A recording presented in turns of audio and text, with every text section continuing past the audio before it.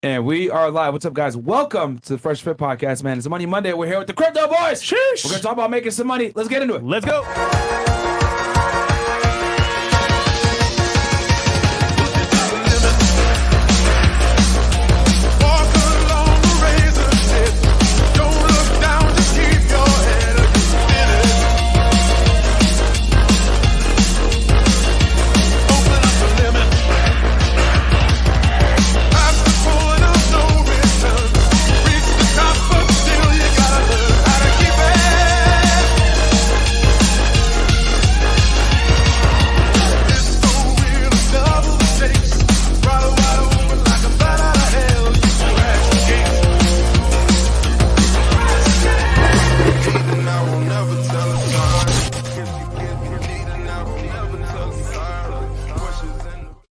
All right, we are back, guys. We're back, guys. What's up? Welcome to the Fresh Money Fit Monday. Podcast, Money Monday. So, guys, quick announcement before we get into the show. On rumble.com/freshfit, as you guys know, we post all the not behind the scenes, but we post all the content on Rumble. Not that safe isn't for safe for YouTube. To include all the Andrew Tate interviews are going to go on Rumble, guys. As you guys know, we actually got a strike last time, which is why we're on YouTube jail for so many months. Yeah. Because of an interview that we did with Andrew, man. So they're hating on him, man. It's kind of annoying. But we're reposting all the Andrew Tate interview, one-on-one interviews, and the after-hour shows on Rumble. So if you guys want those clips, want those episodes, go ahead over there, rumble.com/freshandfit. Also check us out on freshandfit.locals.com as well. We hit an all-time high with that video of Icy and the girl came on the show. Yeah, we'll post Israel. more stuff on locals for y'all as well, guys. And then also, guys, check us out on Megaphone, where you can listen to the podcast on there, the audio version. So you can listen to us wherever you are. Just make sure you wear headphones so you don't lose your job. Well, this episode, you can actually go ahead and play out loud at your job because you guys are going to learn a bunch of financial stuff. We're not going to be talking about womanizing too much on this episode. Don't play it in China, though. Yeah, don't play it in China. Yeah, then they'll come and get you. Or in front of Elizabeth Warren. Check us out, freshfitpodcast.com to get the merch, guys. And then also check out the Clips channel, Fresh and Fit Clips. And we got another one called More Fresh and Fit Clips, guys. So those two YouTube channels are actually linked in the channel description. Well, not the channel description, but when you look at the channel, you'll see it there. So go ahead and subscribe to both of those. We're posting clips and shorts on both. And then also Fresh has a vlog. Guys, for more vlogs, man, check out the vlog channel. 200K on the way. That's all I'm going to say. Let's go. Nice. Fantastic. Smooth. And guys, check me out on Feddit 1811. As you guys know, I break down criminal cases. The last one I did the Louisville shooter yesterday. We went ahead and broke down the tactics of the shooting and how they're able to take down that shooter. And then this coming Thursday, I'm going to be dropping the Lucchese crime family. I know you guys are probably like, whoa, what happened? I thought we were going to do a Colombo crime family. The reason why I did the Lucchese is because I'm waiting. I'd like to do the Colombo crime family right around the time I bring Michael Francis on the show. We're shooting for May 17th. As you guys know, I would look forward to that interview. It's going to, if you guys know, he has a YouTube channel. He was a couple for the Colombo crime family. He was making somewhere between $2 to $8 million a week scamming gas stations back in New York City in the 1970s in the heyday of La Cosa Nostra. So it's going to be a great interview. And then also, you guys have been asking, make a quick announcement. We're going to have Ryan Dawson on the show on May 5th. Okay, guys? And we're going to talk, I've been going back and forth with him about, we're going to cover 9/11 extensively, guys. As you guys know, we were attacked by members of, Al-Qaeda back in September 11, 2001. But there's a lot of stuff that a lot of these other, 9/11 conspiracy theorists didn't cover. And we're going to cover a couple of those things to include them boys and some other nefarious people that were involved in 9/11. And guys, it's not just going to be conspiracy theory bullshit. We have documents, FBI 302s, which are reports. We have unclassified documents. And we're going to show you guys what actually went down and a whole other side of 9/11 that no one talks about for some odd reason. And it's probably going to be the most extensive 9/11 breakdown ever, because you guys know I used to work in law enforcement, so I'm very familiar with 9/11. And then Ryan Dawson has spent the better part of almost 2 decades studying 9/11, so we got all the documents as well from FOIA. So it's going to be a great podcast. Well, no, there's a reason why, but no one talks about it. But well, yeah, the boys will shut you down if you know what I'm saying. Then also, guys, go ahead and get my book, Why Women Deserve Less. Misogyny. hard copy and soft copy and audio as well. Yes, and we also got it on Audible as well, guys. And shout out to Mo, by the way, for helping me get it out on Audible. It's out in case you guys don't like to read. Go ahead and check it out over there on Amazon. Amazon bestseller right there. But anyway, without further ado, we got two special guests in the house. Welcome back, guys. You still number one in feminism? I switched the category because it was too easy. Yeah. Okay. Yo, but what's good, man? Yeah. Hey, man, introduce yourself to the people. Hey, Welcome back. We know who you are, nigga, but they don't. they don't, man. Yeah, they might not. Biggest Yo, boys. what's going on, man? Hey, I'm Miguel from Dollar Cost Crypto. I am one half of the crypto mindset. And yeah, we've been educating people in the crypto space since 2020, been in crypto since 2016, made a lot of people very rich over the last cycle and stuff, and plan to do it again. There we go. Yeah, we're doing it this quarter with the Q2 crypto mindset course, basically. And yeah, we do this whenever there's a good opportunity in the market. So for me, my name's Charlie from Cultivate Crypto. You can catch me on YouTube as well as on my website, cultivatecrypto.com. And yeah, we just teach people out here the honest to goodness truth of what's happening in the market, because there's so many YouTube channels out here which are basically paid under the table a little bit, sometimes above the table, but a lot of the times under the table to give you bad advice in crypto. And so we want to basically give you our honest to goodness truth. So we never take sponsorships basically from any crypto companies, coins, or anything like that. We've had companies come up to us, be like, hey, we'll give you $30,000 in USDT Tether today. And all you need to do is basically shill our exchange for about 2 weeks. And no, we're not doing that because that's not what our channel's about. Yeah. You guys are coin agnostic. You guys tell guys, hey, this is what we see the trend is, and then let people make the decision accordingly. But they're not going to tell them, oh yeah, go buy this and go buy that. It's like it's stuff that you guys actually use if you do recommend. Right. So I guess we could start with what's going on with BRICS and the US dollar and reserve currency status, etc. What are your guys' thoughts on what's going on with the financial markets in general? Well, if you listen to YouTube, the dollar's over. America's day is done. Yeah, I mean, it's done. You know, it's like doomsday. It's doomsday. The dollar's over. China's taken over.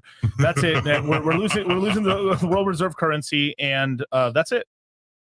I mean, pretty much that's it. Yeah, but here's the problem: is that these YouTubers. So a lot of these YouTubers are trying to get exposed now because there's this Chinese fund that's out of Hong Kong that's been essentially bribing YouTube channels about $2,000-3,000 a video to make certain topics. So what'll happen is this Hong Kong firm will contact you on YouTube and say, hey, would you be willing to do a topic on this? Why we're deglobalizing the dollar, or why the dollar is losing ground, and then all these YouTube channels are like, yeah, sure, I'll do it. And it's telling me the Chinese government is paying people to say that the US dollar is going down? No way. Not possible. No, not possible. Conspiracy. No, come on, man. Conspiracy, brother. Yeah, right. on, the people doing another Holocaust, right? They wouldn't do that. No way, man. Shao Uyghurs, baby. Yeah. But so that's basically one part of the story. There is like the dollar is under pressure, but so is every other currency around the planet. Yeah. Everyone's printing money right now. The United States just bailed out under the FDIC. They just bailed out Silicon Valley Bank, and that was just a good old. They were on the ropes. Yeah, we had just done a show about that because basically Congress was basically trying to say that was crypto's fault. No, that was Silicon Valley's fault. So yeah, how did the bank go out of business? So Silicon Valley Bank, for some of you guys that are wondering in the news, like 2-3 weeks ago, Silicon Valley Bank basically just went up in flames and just lost all their money. Now I gotta say one part allegedly, but because I'll get in trouble. Yeah, there's stuff that basically they have a narrative which they're pushing, and then there's the actual information. So what happened with Silicon Valley Bank? So during the whole pandemic, right, everyone started getting like the relief checks, right, but then businesses started getting those loans, and so those $1 million loans. So if you have a small business with no interest rates and everything, so a bunch of corporations and companies started getting really flush with cash, and then VCs, since all these deposits started coming in, the VCs, the venture capitalists, the vulture capitalists started having so much money that they started spending on every single basically tech company that they could put their hands on. A rounds, B rounds, C rounds. They're getting loans at like 2-3% interest rate, right? Free money. Yeah, pretty much free money. Free money. So they just spread it around. So what happened is, basically 50% of all startups in America in the tech sector banked at Silicon Valley Bank. What? Wow. 50% of all startups in the tech space, Silicon Valley Bank. Oh wow. Okay, now I see what happened. Now, because of all these deposits, right? So imagine like you start a business. So basically, you have a business that doesn't make any money, but they end up you wouldn't take this as a customer, but the thing is these guys start getting $2 million, $10 million, $30 million, $50 million checks. Come on in, boom! You set them up on an account and stuff. So these banks start getting billions and billions of dollars and stuff. So the way all these startups are set up and stuff, they're set up not to make any profit at all. We want you to grow as fast as possible. Growth, spend it. WeWork, right? Yeah, like WeWork and stuff like that. So it's like spend every dollar you can to grow bigger, so that way we can get another seed round and then we can make some more money. So it's like basically if I start the company with Charlie or as an example, or with you guys, right, at $1 million, and then we a VC invests into us at $10 million, we just got richer, right? And then from there we spend the money they give us to get more users, and then from there we do the next seed round for $50 million, and then we do the next one for $100 million, and this is kind of this Ponzi that these things are doing. So and they're stuff. focused on scaling the business up but not generating a profit. Exactly. And then all they do once they scale it up to a certain amount of employees or size, they ask for another loan. Yep. Is that how they continue to run? Yep, exactly. Oh. Uber hasn't been in profit for a very long time. Yeah. I'm A lot of saying people don't know that. Yeah, that Uber. Yeah. Yep. I mean, And Because they're Mark doing Cuban that- talked about that. How he was going to be an investor in Uber, but they just recently became profitable when they sold it. Well, and that's because they're doing that strategy. Yeah. And so it's to sell out eventually. yeah, the whole thing is to be bought out, and the promise is one day we'll turn on the fees, and then we'll be profitable. But let's get you as big as possible, because the reason everyone figured this out was basically because of Facebook, Instagram, Snapchat, basically all the social medias. That's what they did. They made no money, and then eventually, once they became big enough, they had 1 billion users, half a billion users.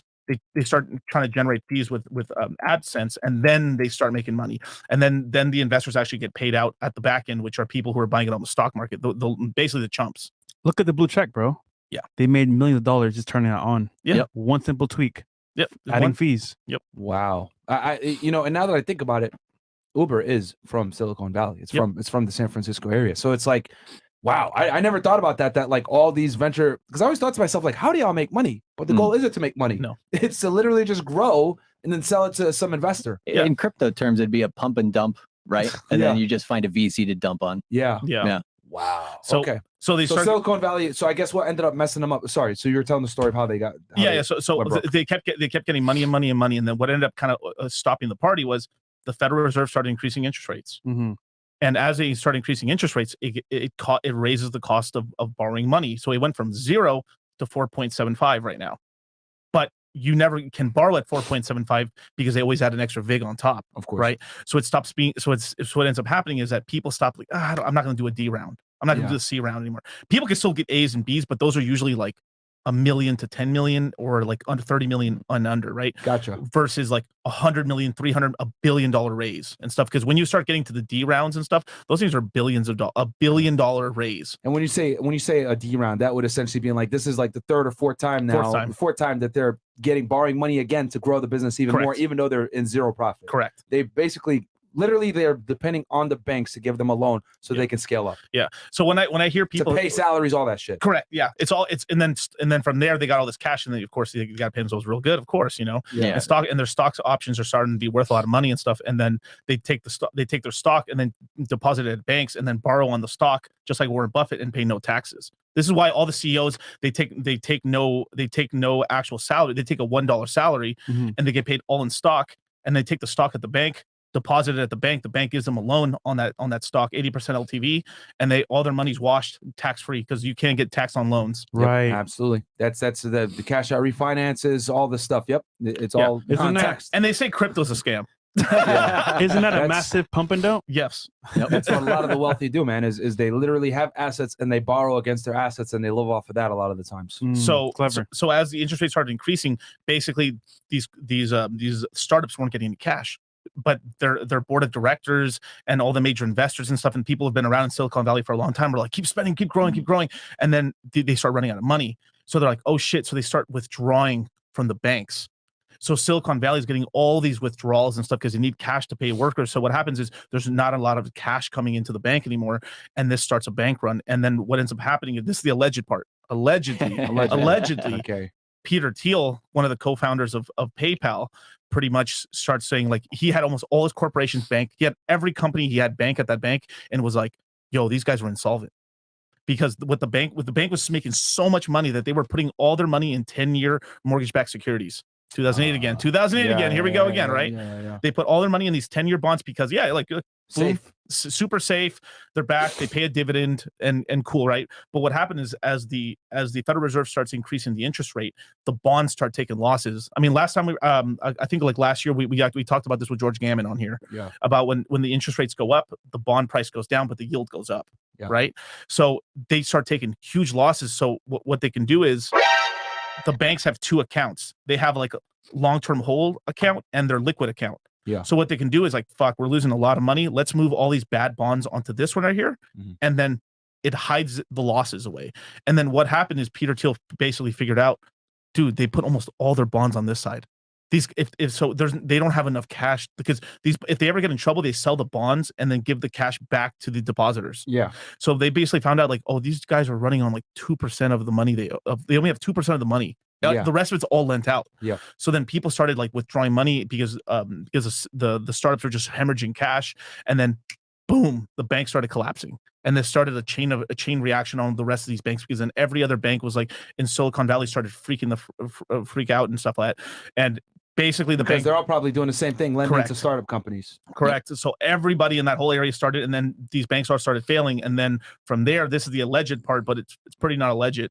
But FDIC started going after crypto banks on purpose. So like create a narrative and stuff. So Silicon Valley started it, and because Silicon Valley banked startups, you had like, I think they had like what 1% or 2% of the bank was crypto things. The rest of it was just normal companies. Yeah, I think so. Up to, depending on how you look at it, I think up to 20% is what the New York superintendent mentioned. I think that was for Silvergate. Oh, you're right. So the biggest crypto bank in the world was Silvergate, not anymore. Was Silvergate, and then from there, First Republic and stuff. And these and basically from there they went out. That like these banks were also everyone was withdrawing. Anyone that's in tech, which is crypto, but like startups and stuff, Uber and stuff, started withdrawing tons of cash. People started getting scared. They started moving their money into JP Morgan, into these big banks because they're FDIC insured. Yeah.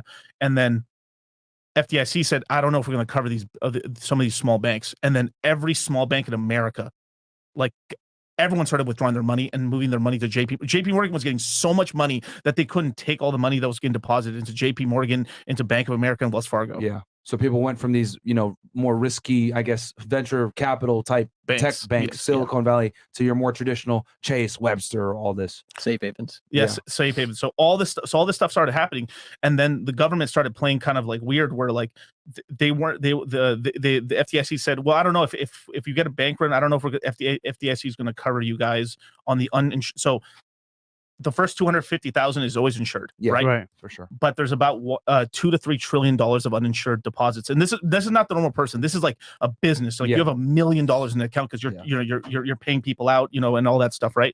So there's about $2 trillion, $3 trillion of uninsured deposits, and a lot of people in America, because you never get these loans from the big banks. You get it from community banks. You get it from credit unions. They give you the best terms always. Right. Like Bank of America is not going to be able to compete with a smaller credit union who will give you a home equity line of credit on investment property. Yeah. Right. Bank of America ain't doing that shit. No. But these other banks will to get your business. Right. The smaller banks. So there's these smaller like boutique banks, which are like, this bank lends to real estate developers. This bank lends to farmers. This bank, it's like these specialty banks. And then and then basically they start freaking out because they're getting bankrupted as well. And so it starts a chain reaction just because Silicon Valley banks are really big.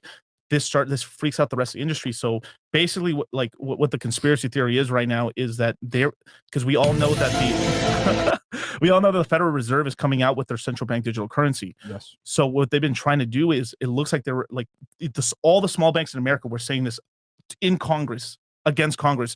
You guys are basically trying to shut us down, so you centralize banking in America. Yeah. Get rid of them. Get rid of the Big Short. The Big Short. Yeah. All over again. Well, even worse, right? Because now what you'll end up with is some megalith monopolies, right? Basically, anybody who has government connections, right, or connections through government, through other banks and stuff like this, right? And a lot of these small banks, credit unions, stuff that would keep an economy somewhat decentralized. No more. No more. And the only thing that they're getting penalized for by the public, right, is for doing the same things the big banks are doing, right? Yeah. Yo, we said it was coming, man. One currency, digital, no more cash. Yep. All control, man. It's on the way. Now, the only reason that this is coming out so fast now, because the United States has been dragging their ass really on crypto for a long time. But the reason that this is happening is because China's stepping up their efforts. So basically, because the United States is dropping the ball so bad with crypto, China, like when the United States was really cool on crypto and stuff, this was like, 2013 to about 2017, really cool on crypto. Yeah. They didn't care. They didn't care. They were like, they didn't regulate it like that. We're banning crypto. Like every 6 months, we're like, crypto's allowed. No, it's banned. No, it's they were doing that to mess around with they were doing that to mess around with the market. And then recently the United States wouldn't really, because of the chairman of the SEC, Gary Gensler, that fucking clown. Like, that dude, literally, this guy is like stifled America's innovation so much, it's insane. Like he's like I think he's one of the first people since like I think Nixon to like have like a bill against him to basically get him, like they're trying to get him like unelected. They're trying to get him out of office right now. Gary Gensler, they brought Gary Gensler recently to Congress that's probably a presidentially appointed position though, right? Yes. As the head of the head of the SEC. I think it is. Yeah. I think it is. And it's a really important position. And he has ties to FTX and all this stuff too. Yeah. And all, fantastic. the Island Boys, right? Yep. So yeah, he's done the worst job of protecting the American people from anybody in the SEC probably ever. Nah, I believe it. Yeah. So what can I do as an individual to kind of combat this? The regular guy on the street. What can I do? Right. Start investing in assets, right? And so we talked about, before the show, we're talking about real estate and crypto and how those are such two good asset classes. Like those are great, right? So start and there's some people out there, there's a lot of people out there actually, right? I think especially like younger guys, right? They're like, well, why should I try? I'm so much in debt, or there's so many, inflation's so high, all these things are happening. What's the point? Right? What's the point? Why should I even try?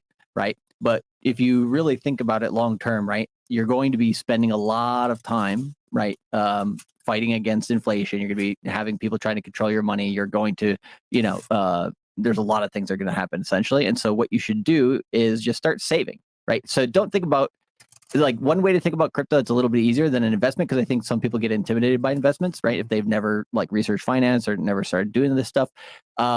If they think about it more as like a long-term savings account, I think not only is that more accurate, but it's also, I think, the proper mindset for how they should be looking at it long-term, because it forces you into that long-term point of view. And you're not like, okay, I'm just trying to flip for a quick buck or anything like that, right?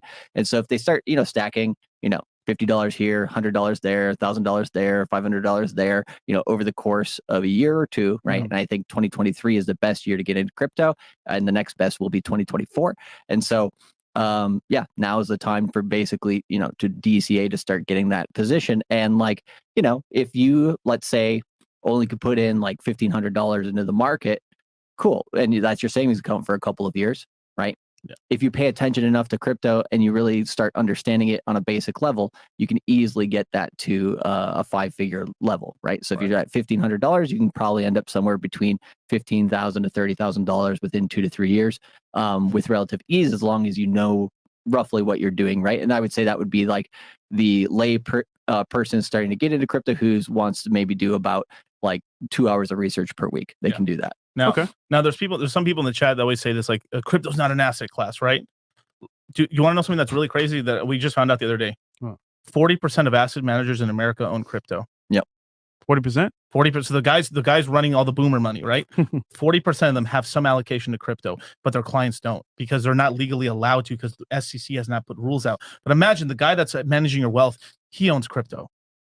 He does not talk to you about it. He just doesn't talk to you about it. But if you ask him, I think it was Rick Kellerman and stuff. We just done a reaction video to him. He's like a big broker. He created a lot of ETFs back in the day. This guy manages $300 billion, and he's one of the most gun-ho people. Dude, he was literally like saying, he's like, I talked to all these guys. They all own Bitcoin. Yeah, they're all buying it. But the thing is they want the big thing that's stopping crypto from going really insane is because we haven't allowed the spot ETF for Bitcoin. Because once a spot ETF's for Bitcoin, because right now what is a spot ETF? So basically, it's like it's just like a mutual fund or like a stock or something. Like, imagine you're buying something on Robinhood, you could buy like a share of that on Robinhood or something like that. That's really like a simple example of it. But basically, it allows like retirement money to buy the asset safely, because then when a spot ETF is like, what they will take the money, buy the shares, and then they go into the open market and buy real Bitcoin. And so it ends up kind of really helping pump up the price of crypto and stuff. So, I mean, so banks right now are allowed to have up to 2% of, not your money, but their personal money in the bank. They're allowed to have about 2% on the balance sheets into crypto right now. So all this stuff's happening right now. It's just like, this is what I'm saying. When everyone's saying is like, oh my God, crypto's dead. Beautiful. I love it. Because that's when you want to buy. But you have to be counterintuitive and stuff. Everybody always, everyone wants to buy when it's hot. Like everyone's acting like females and stuff. They want to go. They want to go at the end of the race and fuck the winner. Yeah. Yeah. Well, stupid. And one thing I just wanted to say to that is, back in 2019, right? We are kind of talking about this a little bit before the show.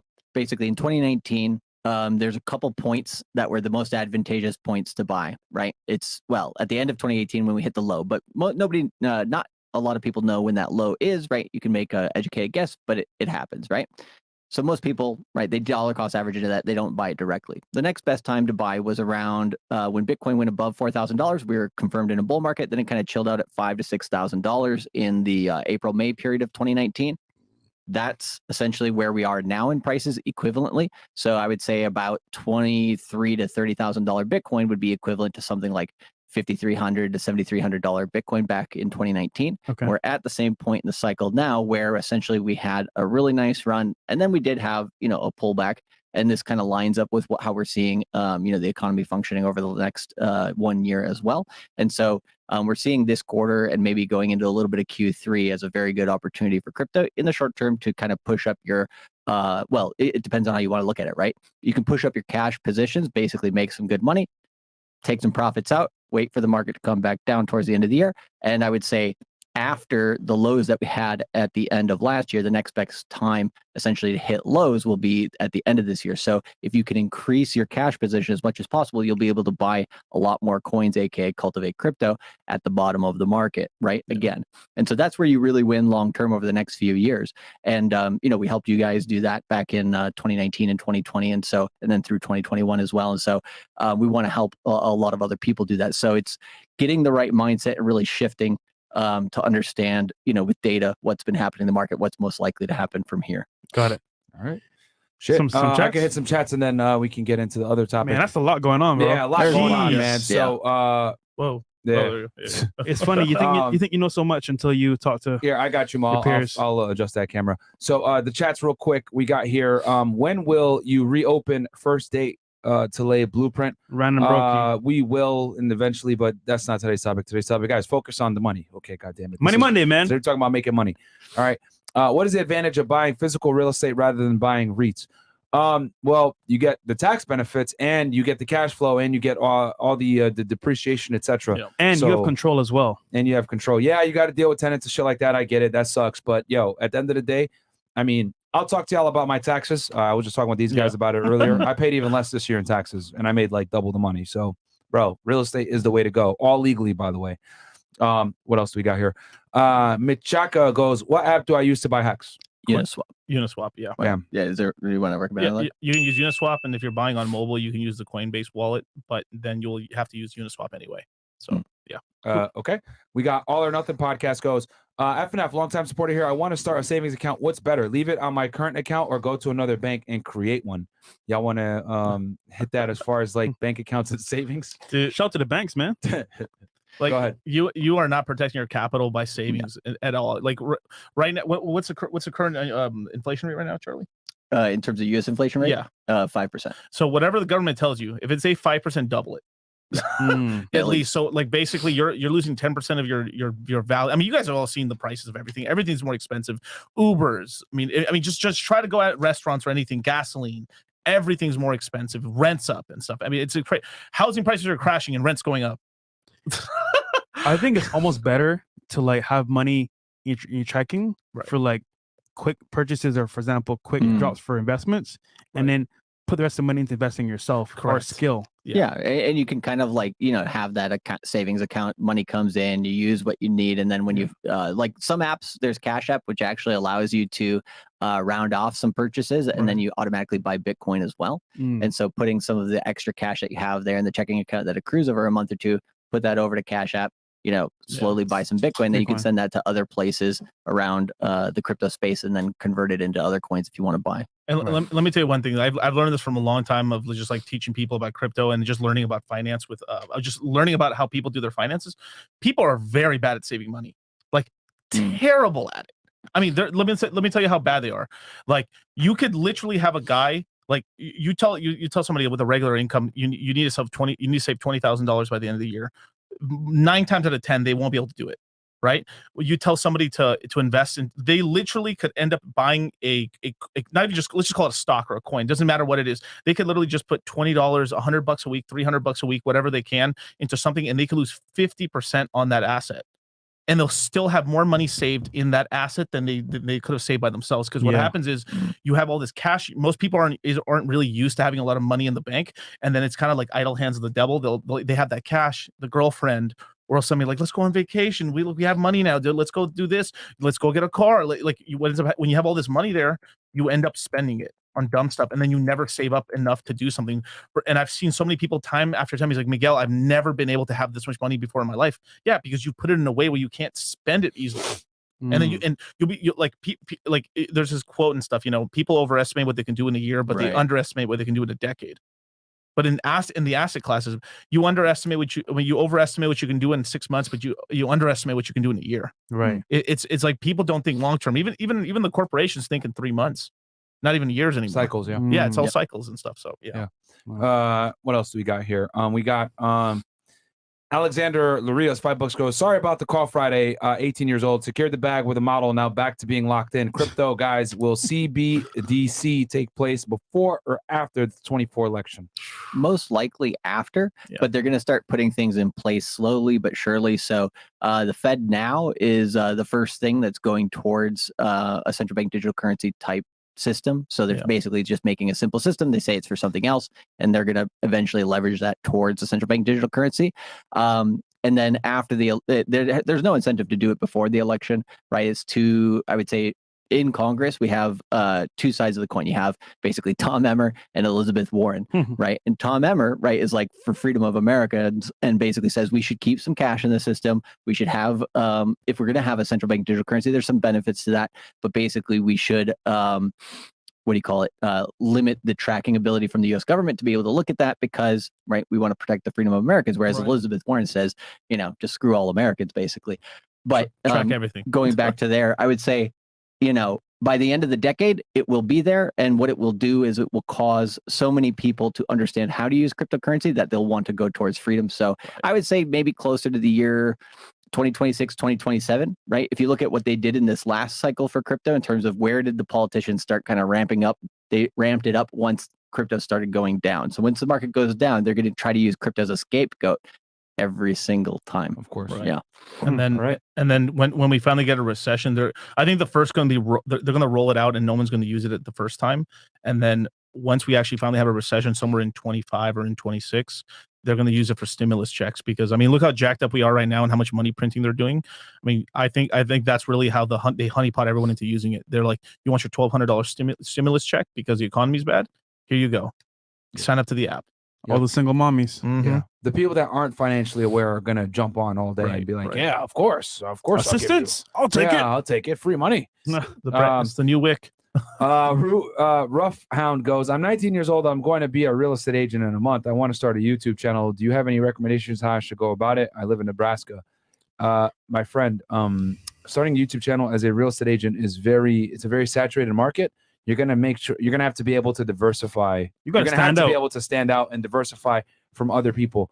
And then also, maybe you being in Nebraska and you being able to bring a different spin on things might be able to get you to market yourself better.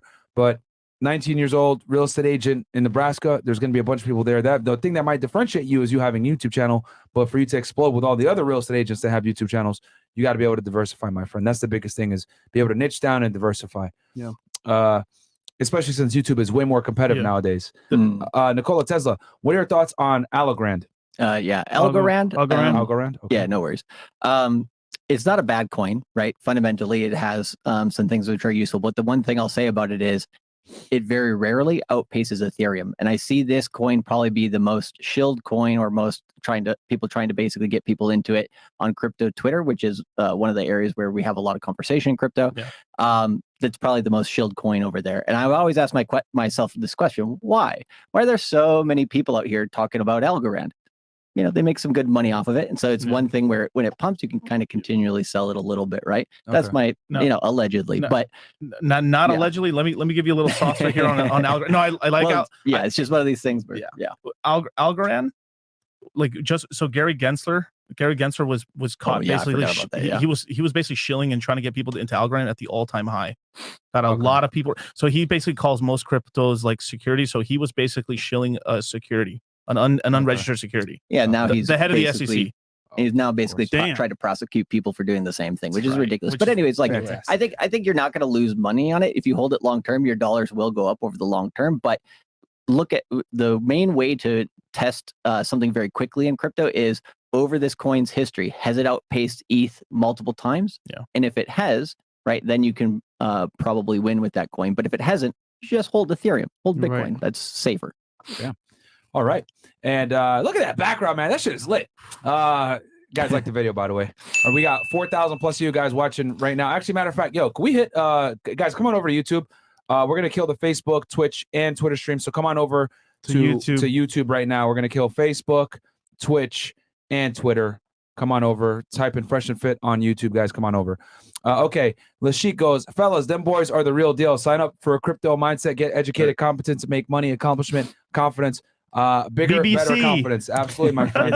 Actually, a bunch of our guys in the CO network bought the course. Shout out to them, man, for supporting. Why are there people fleeing Sudan and warnings for the United States? Regardless, keep with the good work, FNF. Yeah, there's a conflict going on in Sudan right now. What else we got here? Christopher Harris goes, hey, quick question, a little off topic, but is there a study that shows that women who have multiple partners have a higher risk of divorce? I don't see that one link in the tree. It is, man. Look down in the pair bonding part, and you'll see it. It's the Family Institute study. 10K members on locals. You guys are making 200K monthly from locals alone? No, my friend. No, we're not.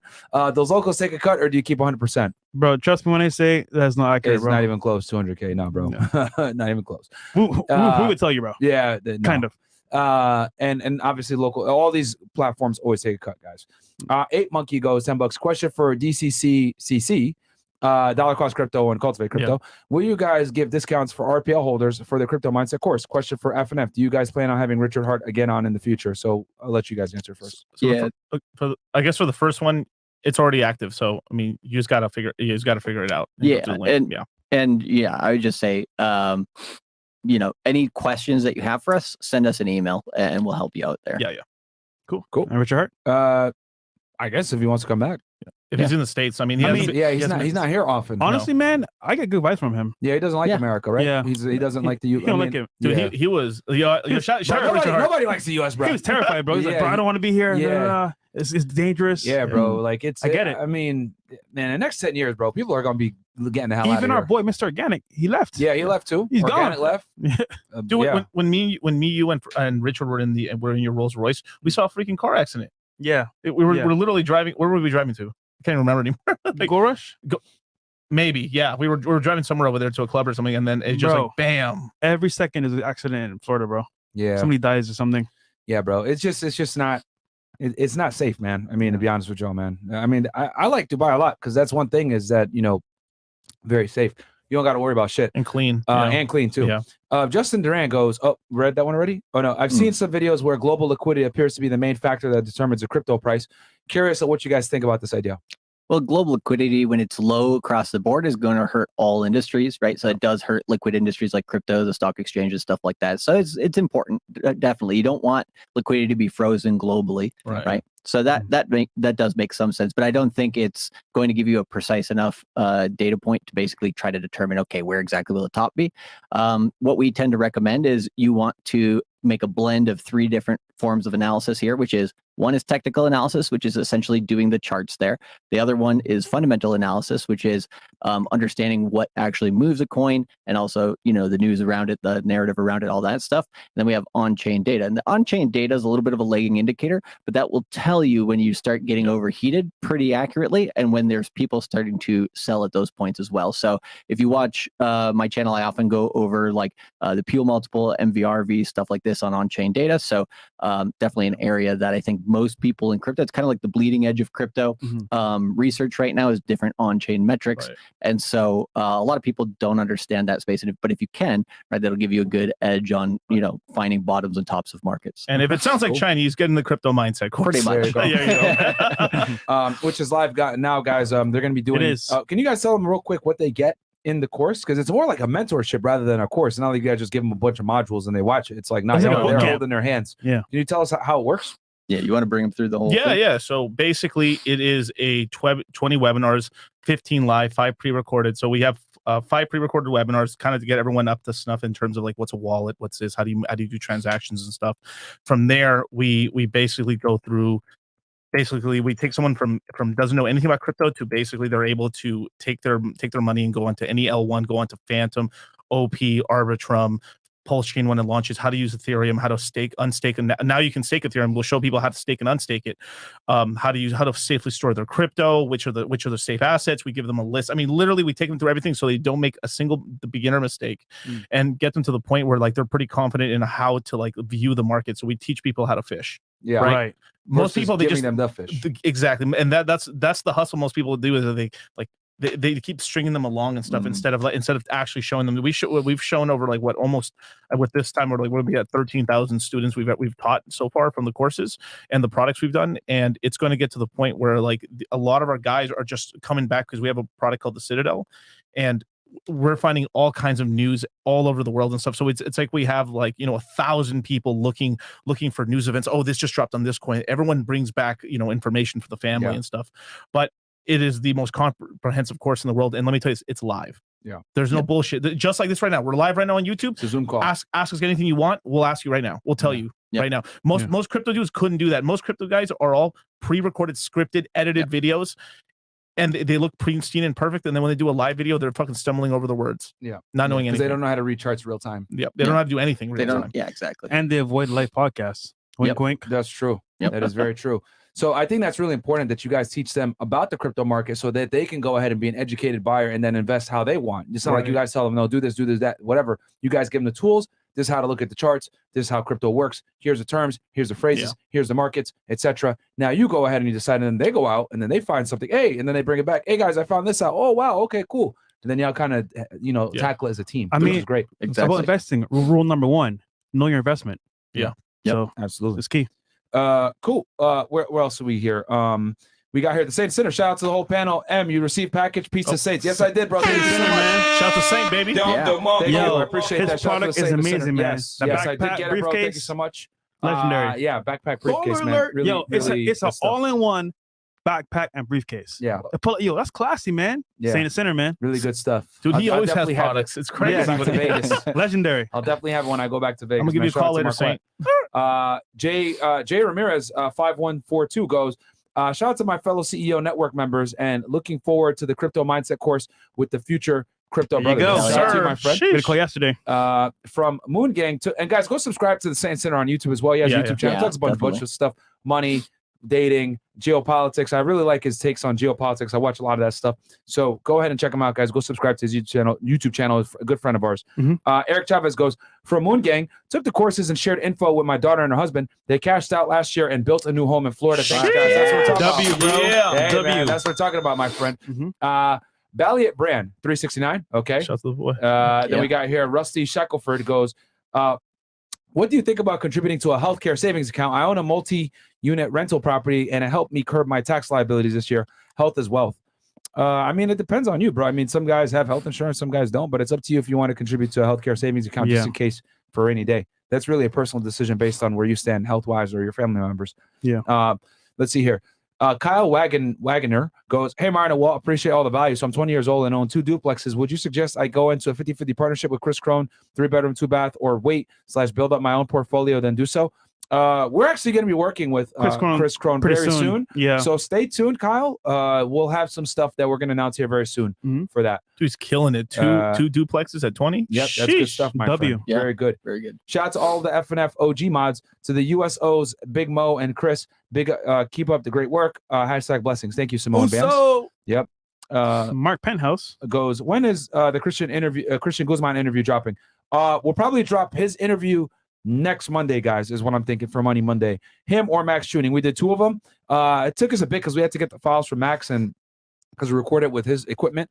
But it took a while to send it because it was such a big file. But we'll probably drop one of the 2 interviews next Monday, guys. Both interviews were lit. We talk about Alphalete. We talk about Sour Strips, how they were able to scale up those businesses. Yeah. Really interesting stuff, man. So shout out to Max Tuning and Christian Guzman.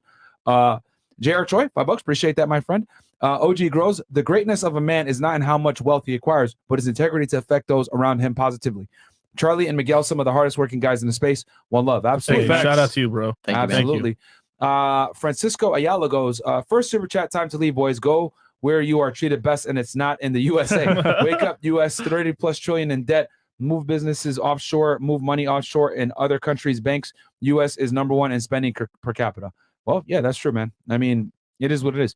But the US is one of the best places to make money. Right. Almighty definitely. Hexagon took 2022 quarter 3, sharpened my DeFi skills. I think he means DeFi skills. Sorry. Now I have a few big wallets to control, 100K plus, and I take 10% off the top on the way in and 10% on the way out. By the way, I'm 22. CMC made this happen. Don't sleep on Yep, absolutely, my friend.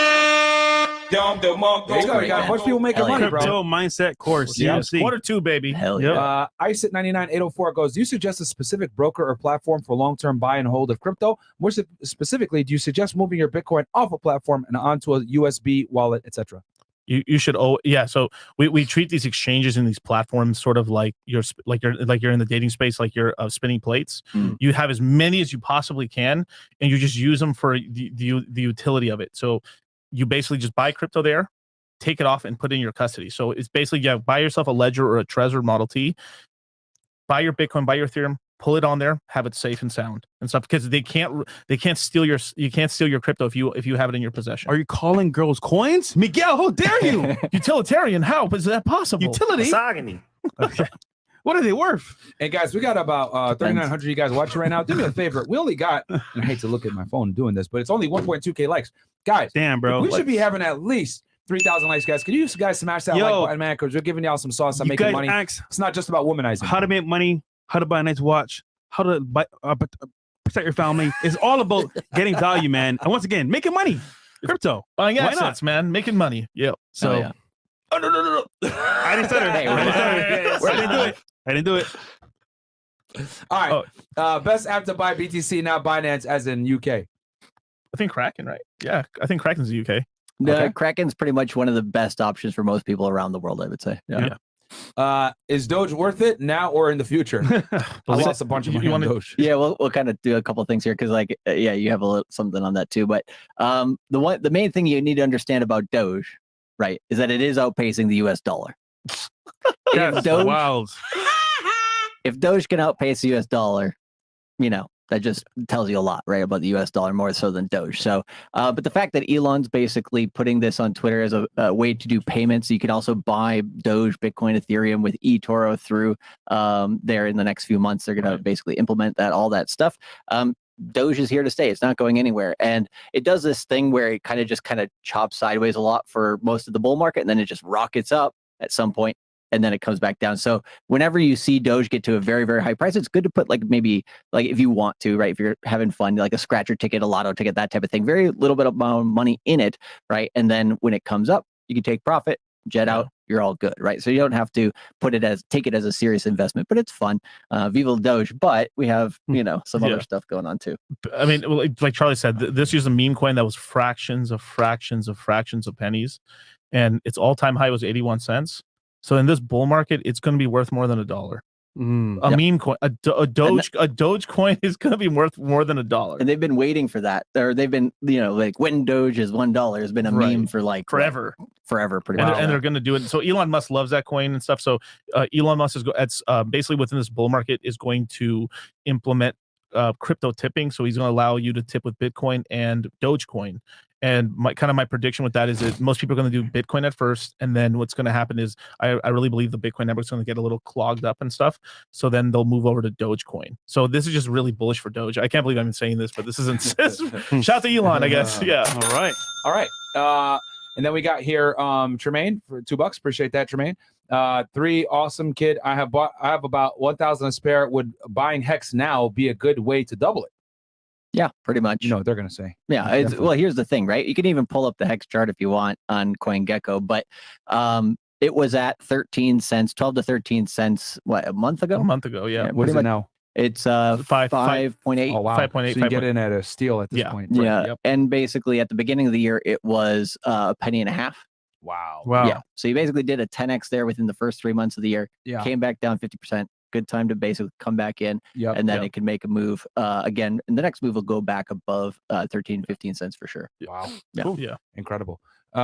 Big Bear Man goes, I heard I can do a lot with my VA loan and get multiple loans on different properties. Can I do this, or can I only do one?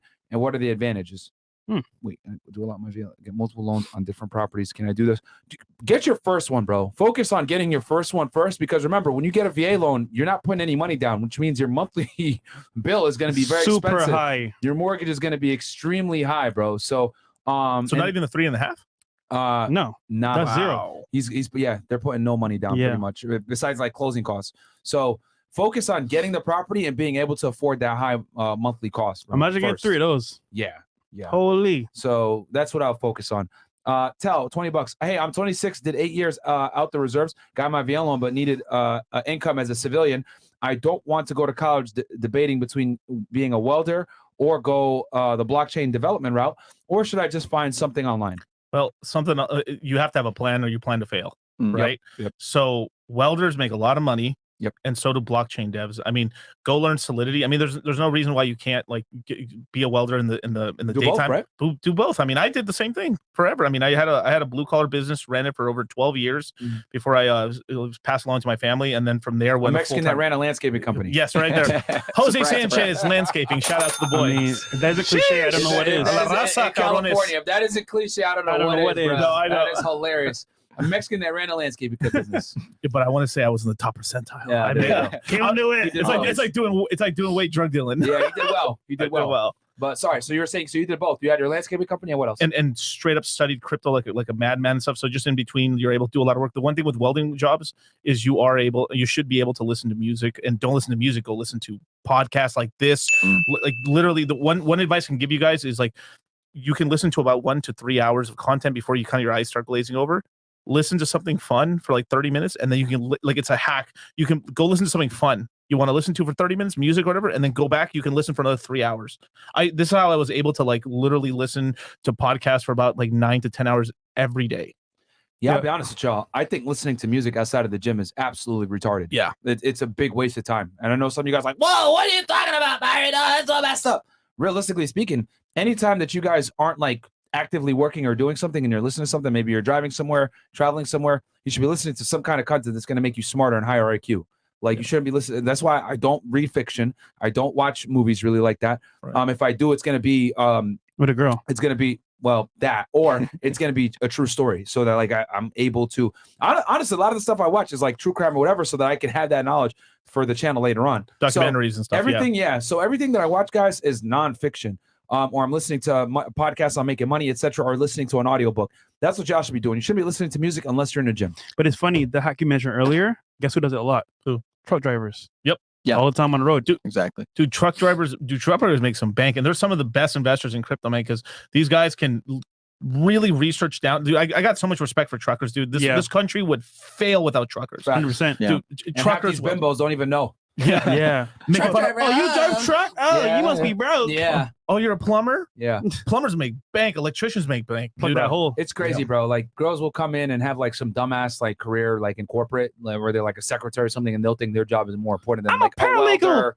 or someone that does bricklaying or someone that does construction or truck drivers, etc. All these infrastructure jobs that I always talk about, women think that their dumbass job in corporate is more important than that. And I'm like, this is why I say, honestly, like women don't contribute to society that much. I'm just gonna say it. Fuck it. I work for a lawyer. They I'm work important. dumbass, useless jobs 99% of the time. Myron, you have to respect me. I went to DeBry. Exactly. You know what I mean? Like, yeah, of course you're gonna have a few that are doctors and lawyers, etc. But most women elect to do dumbass like clerical jobs that don't really support anything. Yeah, and for those types of guys who basically are like, I want to take in some knowledge, and I'm kind of new to crypto as well as investing and stuff. One of the books that I highly recommend to kind of get people in the right mindset so they don't overspend, essentially, because a lot of people sometimes when they start making money, we were talking about this a little bit earlier, right? They start overspending. The book called The Millionaire Next Door, right? Yeah. It's a little bit older, right? But if you kind of understand what the numbers are after inflation, kind of adjusted for inflation for where you would be now, you can get a really good understanding. And I think a lot of people will kind of see themselves in that book and be like, okay,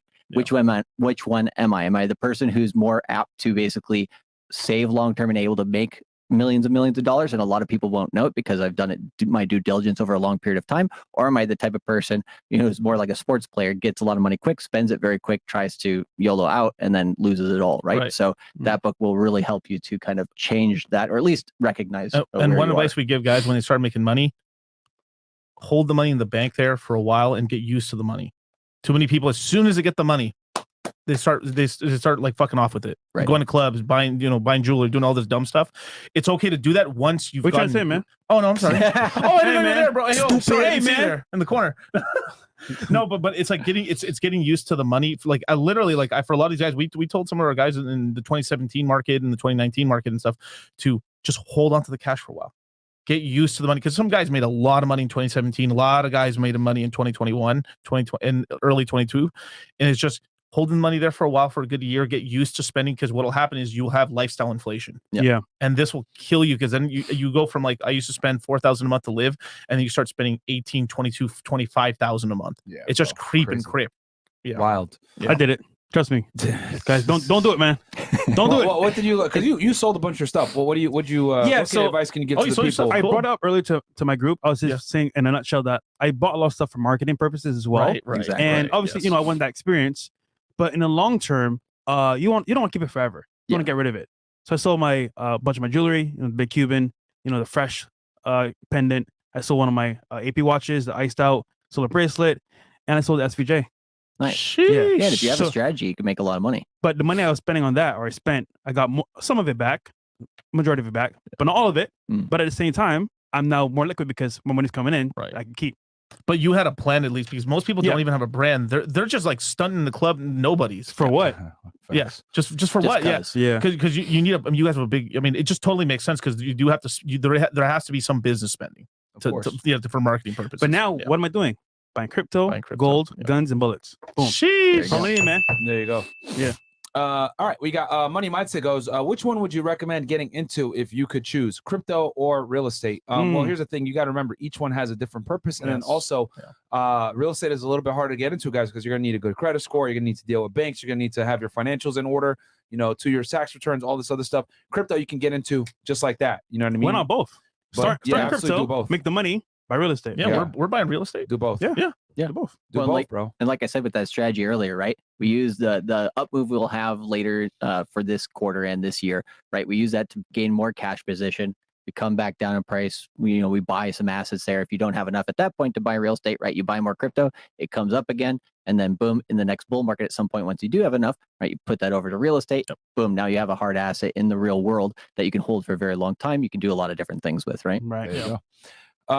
Money, and then we're probably gonna have to go 20 and up here. I'll read these ones that came through, but we're gonna, because we still got a little bit of talk right now, guys.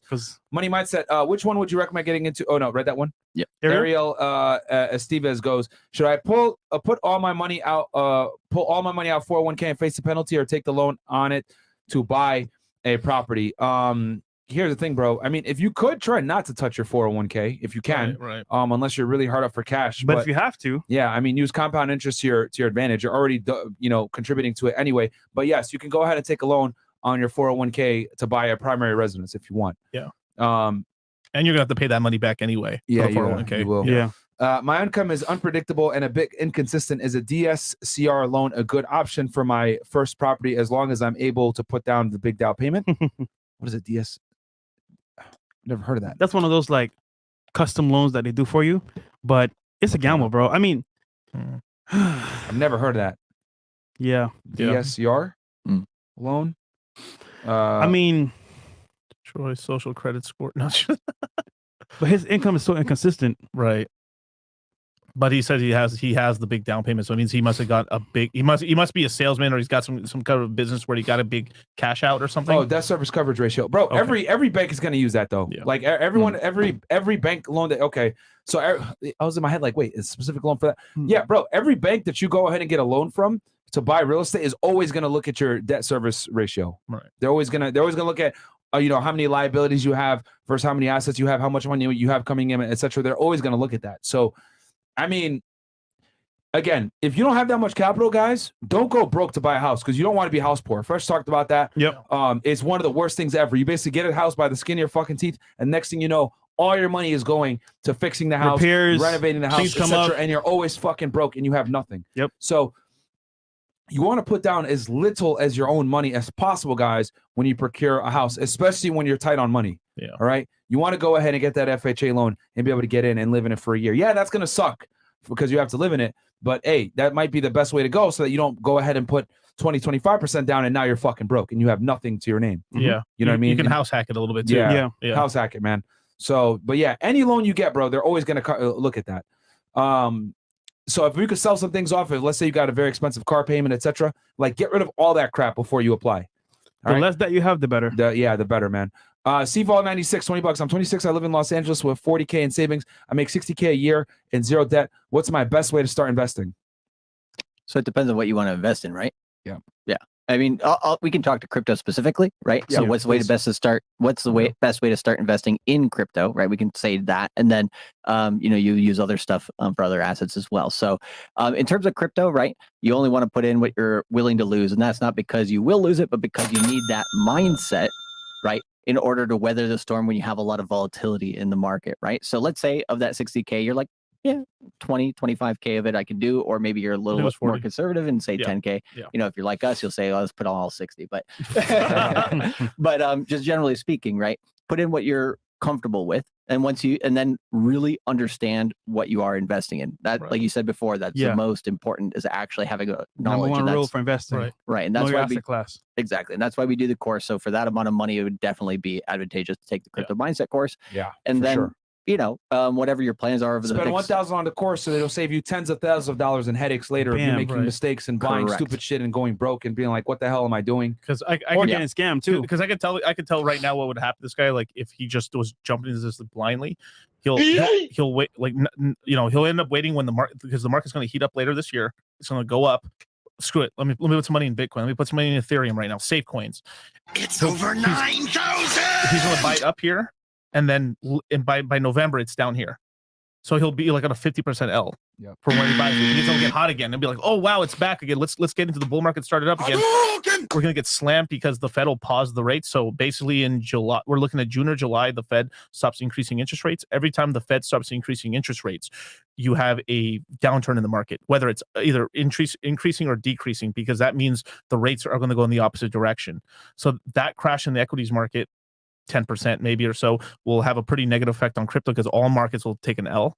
And then now he's like, fuck, I just lost half my money. God damn it. And then he pulls it out, and then crypto goes back up, and then he buys in. And this is like the classic story. They just get churned and burned and stuff. This is why we tell people, before you throw in some big money, especially if you're coming in with like 20, 30, 40, $100,000. Hey, Miguel, I got me and Charlie get, yo, Miguel, I've got $500,000. What I put, bro? Learn what you're doing first, because you're gonna lose all that cash. Seriously, I've seen guys put money in crypto and like, bro, I bought the course. I was like, yo, did you listen to their advice? Oh nah, bro, I just sold early because it looked like it was gonna be good prices for profits. I'm like, bro, they're telling you when to exit. You need to know when to exit exactly. Yeah. Don't second guess it. Yeah, and one of the phrases that we say here as well is like, when in doubt, buy ETH, right? So if you're not sure of what to do, right, the main asset in this asset class that's going to be safest and then outpace most of the market is Ethereum. So go towards that first, and then you can learn as you go along, because for us, right, or at least for me specifically, just speaking for myself, is I did, when I first bought Ethereum, I bought it $1,000 worth when it was $90 in May of 2017. And when I bought that, I was like, it could all go to zero, right? So I didn't really understand it. But then once I bought it, I had the incentive to go and learn about it, right? Now that you have some skin in the game. And I saw it do a 4X in a couple of months. I was like, oh shit, I really need to understand this asset class. So having skin in the game will allow you to get that motivation to really understand. Yeah, let me give you some quick sauce. You want to buy right now, if you're going to tiptoe, you want to buy Bitcoin under 33,000. You want to buy Ethereum under 2,300. Those are the zones, because that'll give you enough. Wait, one more time for the people. Okay. So you want to buy Bitcoin under 33,000 or Ethereum under 2,300, because right now that'll give you anything under there is a deal. It's a very massive, good long-term buy. Massive deal right now. At most, Ethereum could go down another $100. That's about it. We're not crashing anymore unless the Fire Nation of China attacks Taiwan or something crazy like that. Yeah. But those prices will give you such good entry rates that even if you just chill with those two, what'll end up happening in a year or two, Ethereum could go to 8,000. Bitcoin could be over $105,000 or so, and now you're sitting on 3-4 times on Ethereum on Bitcoin, and now you're sitting somewhere on 6 times on your money on Ethereum. And that's the safe play in crypto. And that's the safe stuff. That's not And even Ethereum right now, as of this recording, is around 1800. 1890. And then Bitcoin is what? Let me look here. probably 27. 27. Yeah. Okay. Yeah. 27,470, and then Ethereum is about 1843 right now. Yeah. Now all this stuff changes. So a year from now, right? We got to look at what the new prices are at. What's the good deals at that time? Maybe Ethereum, like, all right, you want to buy Ethereum under $10,000. You want Well, you yeah, want to so buy Bitcoin It under always 100. resets. Right. Yeah. And to get a good idea of that in the 4-year cycle, like very specific numbers, right? So those numbers exactly are right for right now. And then at the end of the year, right, those numbers will be change. well, no, they'll come into play again. Okay. Those numbers are rock solid because we know the bottom is already in, and we know above there is where a lot of people bought in the previous bull market. So all the discount is basically between that low of 15.5 and that $33,000 Bitcoin. That's how you guys calculate it. Right. Right. Okay. And so that's going to stay that way. But where it's that level will start increasing in terms of like what's okay to buy is as crypto kind of ascends towards its previous all-time highs, right? So we're at the low right now for Ethereum. You would say at around 1800, and it going below 18. We're very near a 60-day cycle low. Shout out to Bob Lucas for coming up with that. Boy. Yep. Yeah, the Lucas cycles, they're very good. But yeah, we're coming towards the end of a 60-day cycle at the beginning of May or this last week of basically this week, right? Mhm. And so here's an actual very specific number, right? If Bitcoin holds above 27,300 over this entire week, right? And then we will likely start pumping from sometime next week. Okay. Right. And so if Bitcoin's at that level of 27.3 and it's holding above there most days this week, then essentially Ethereum will probably need to hold above 1830 as long as it's above 1800 for generally speaking. That will be good. If it starts going below there, then you're going to get a dip on Bitcoin from about 27 down to maybe 25, 26, somewhere in there. And that would only be temporary until the end of this month. And then from early May, basically that's when we get an upside in the market again. Because every 60-day cycle has at least the first roughly about 10 days to 21 days of upside, even if it's a downtrend. Right. And so if you really pay attention to the beginning of each 60-day cycle, you can make, a good trade there. The more experienced you are, the shorter term you can get. I wouldn't recommend that for most people, but it's a very good indicator of kind of where we're going next, and it gives you good parameters on kind of timing of what to expect. I think a lot of people in crypto don't understand timing. If you go and look at all the information out there, most people talk about price only. And just an extra little bit of information. One thing we teach in the crypto mindset course is like a trading toolbox. So if you are a person who wants to learn technical analysis or trading, one of the fundamental things I recommend is for new people, it's very hard to see like, okay, what can I learn here in trading, right? Because there's so many freaking tools. Yeah. It's just like overwhelming. Yeah. And so we say basically there's a trading toolbox or an investing toolbox, right? For your technical analysis, which is understand price, time, trend, and momentum. Just those 4. You have one tool for each of those 4, and then you can get really good at understanding where price is going. But if you're losing one of those, right, it's kind of like taking a wheel off a car. It's going to be a little bit everything harder. else is going to screech to a halt. What are those 4 things again?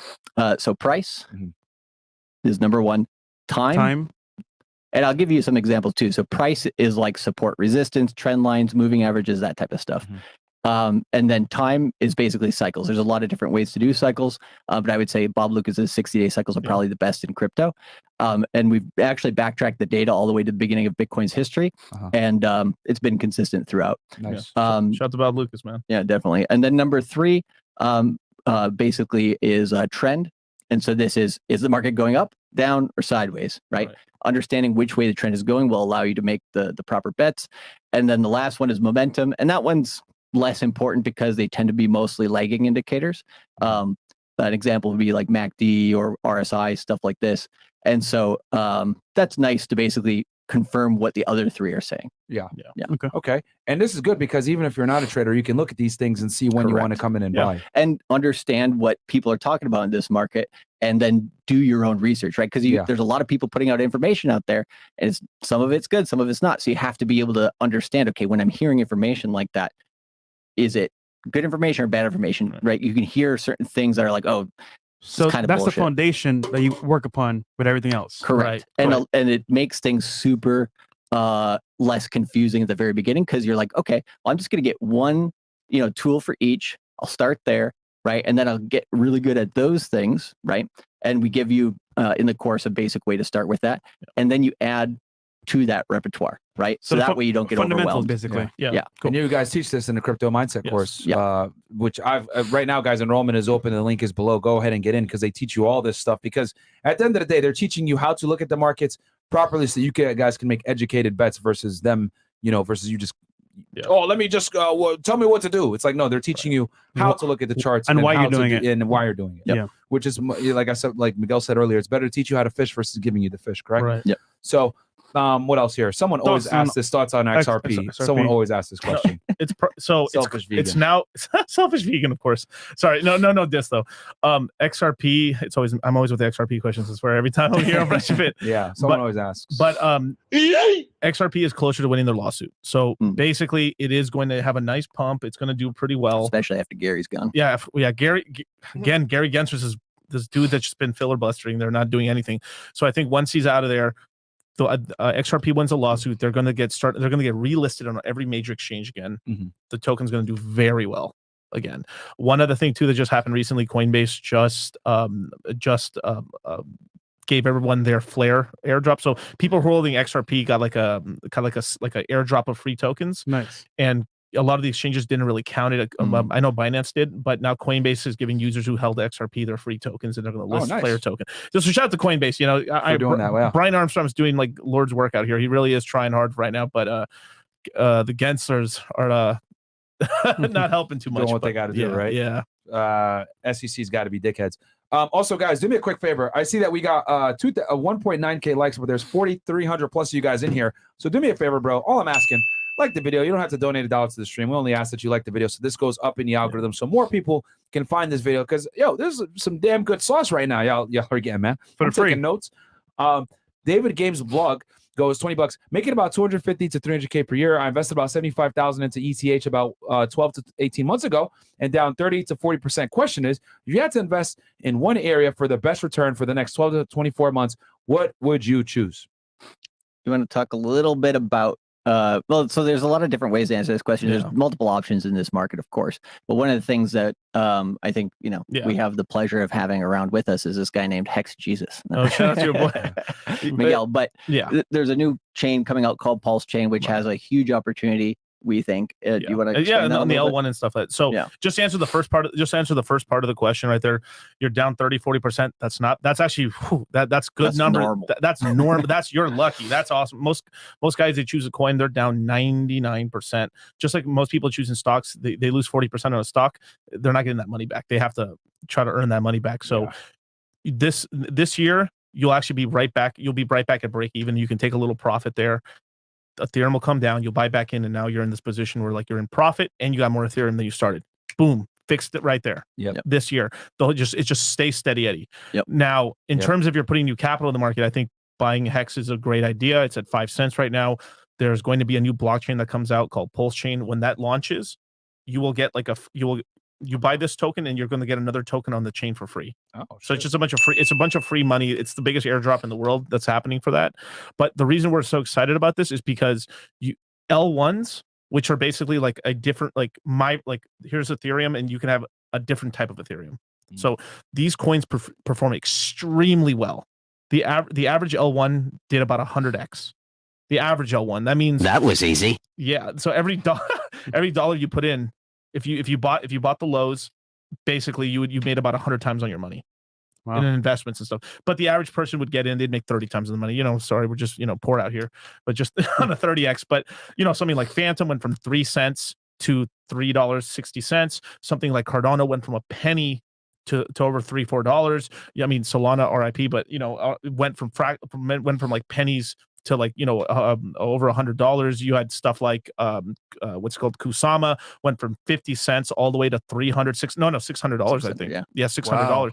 So these L1s are basically the main token, the gas token, so you can move your money around. So these tokens get a lot of action, a lot of people, and then people start storing up their savings in there, and then these coins go like this, just straight vertical. So that's why we're so excited about getting into a brand new L1, because there's a huge incentive for it. But here's a problem: most L1s, they don't have many users, so they don't really get hot until like the back half of the market. Pulse Chain, because of the Hex community, has so much people in it. It's going to be fucking hot right off the jump. And a lot of people in crypto are not exactly. We don't have a lot of people. There's a lot of people in crypto doubting it. And again, right, you want to go a little bit against the grain. There's a lot of money to be made there. Yep. Yeah. Nice. All right. What else here? We got here B-Hop 1980. Great show, fellas. What is your opinion on Cardano? We talked about it last episode, but y'all can give him a quick little thing. Just solid coin overall. Charles Hodgkinson is doing a lot for his community. He's always been there, you know, the entire time he's basically building it. So good coin overall. Tends to lag in terms of price a little bit compared to Ethereum in the first year of a 4-year cycle. So its years will be the second half of 2024 going into 2025, right? It should do pretty well. But yeah, the one thing you want to see with Cardano over the next few years is just continuing to put out things in DeFi that basically it can have some, you know, moat or kind of like basically can be competitive with Ethereum and these other layer ones, because Cardano did wait a little too long to start implementing those types of things, which is now they're a little bit on the back of their heel, but they have one more year to build a lot of stuff going into next year, and then the price should do really well. Yeah. Perfect. Okay.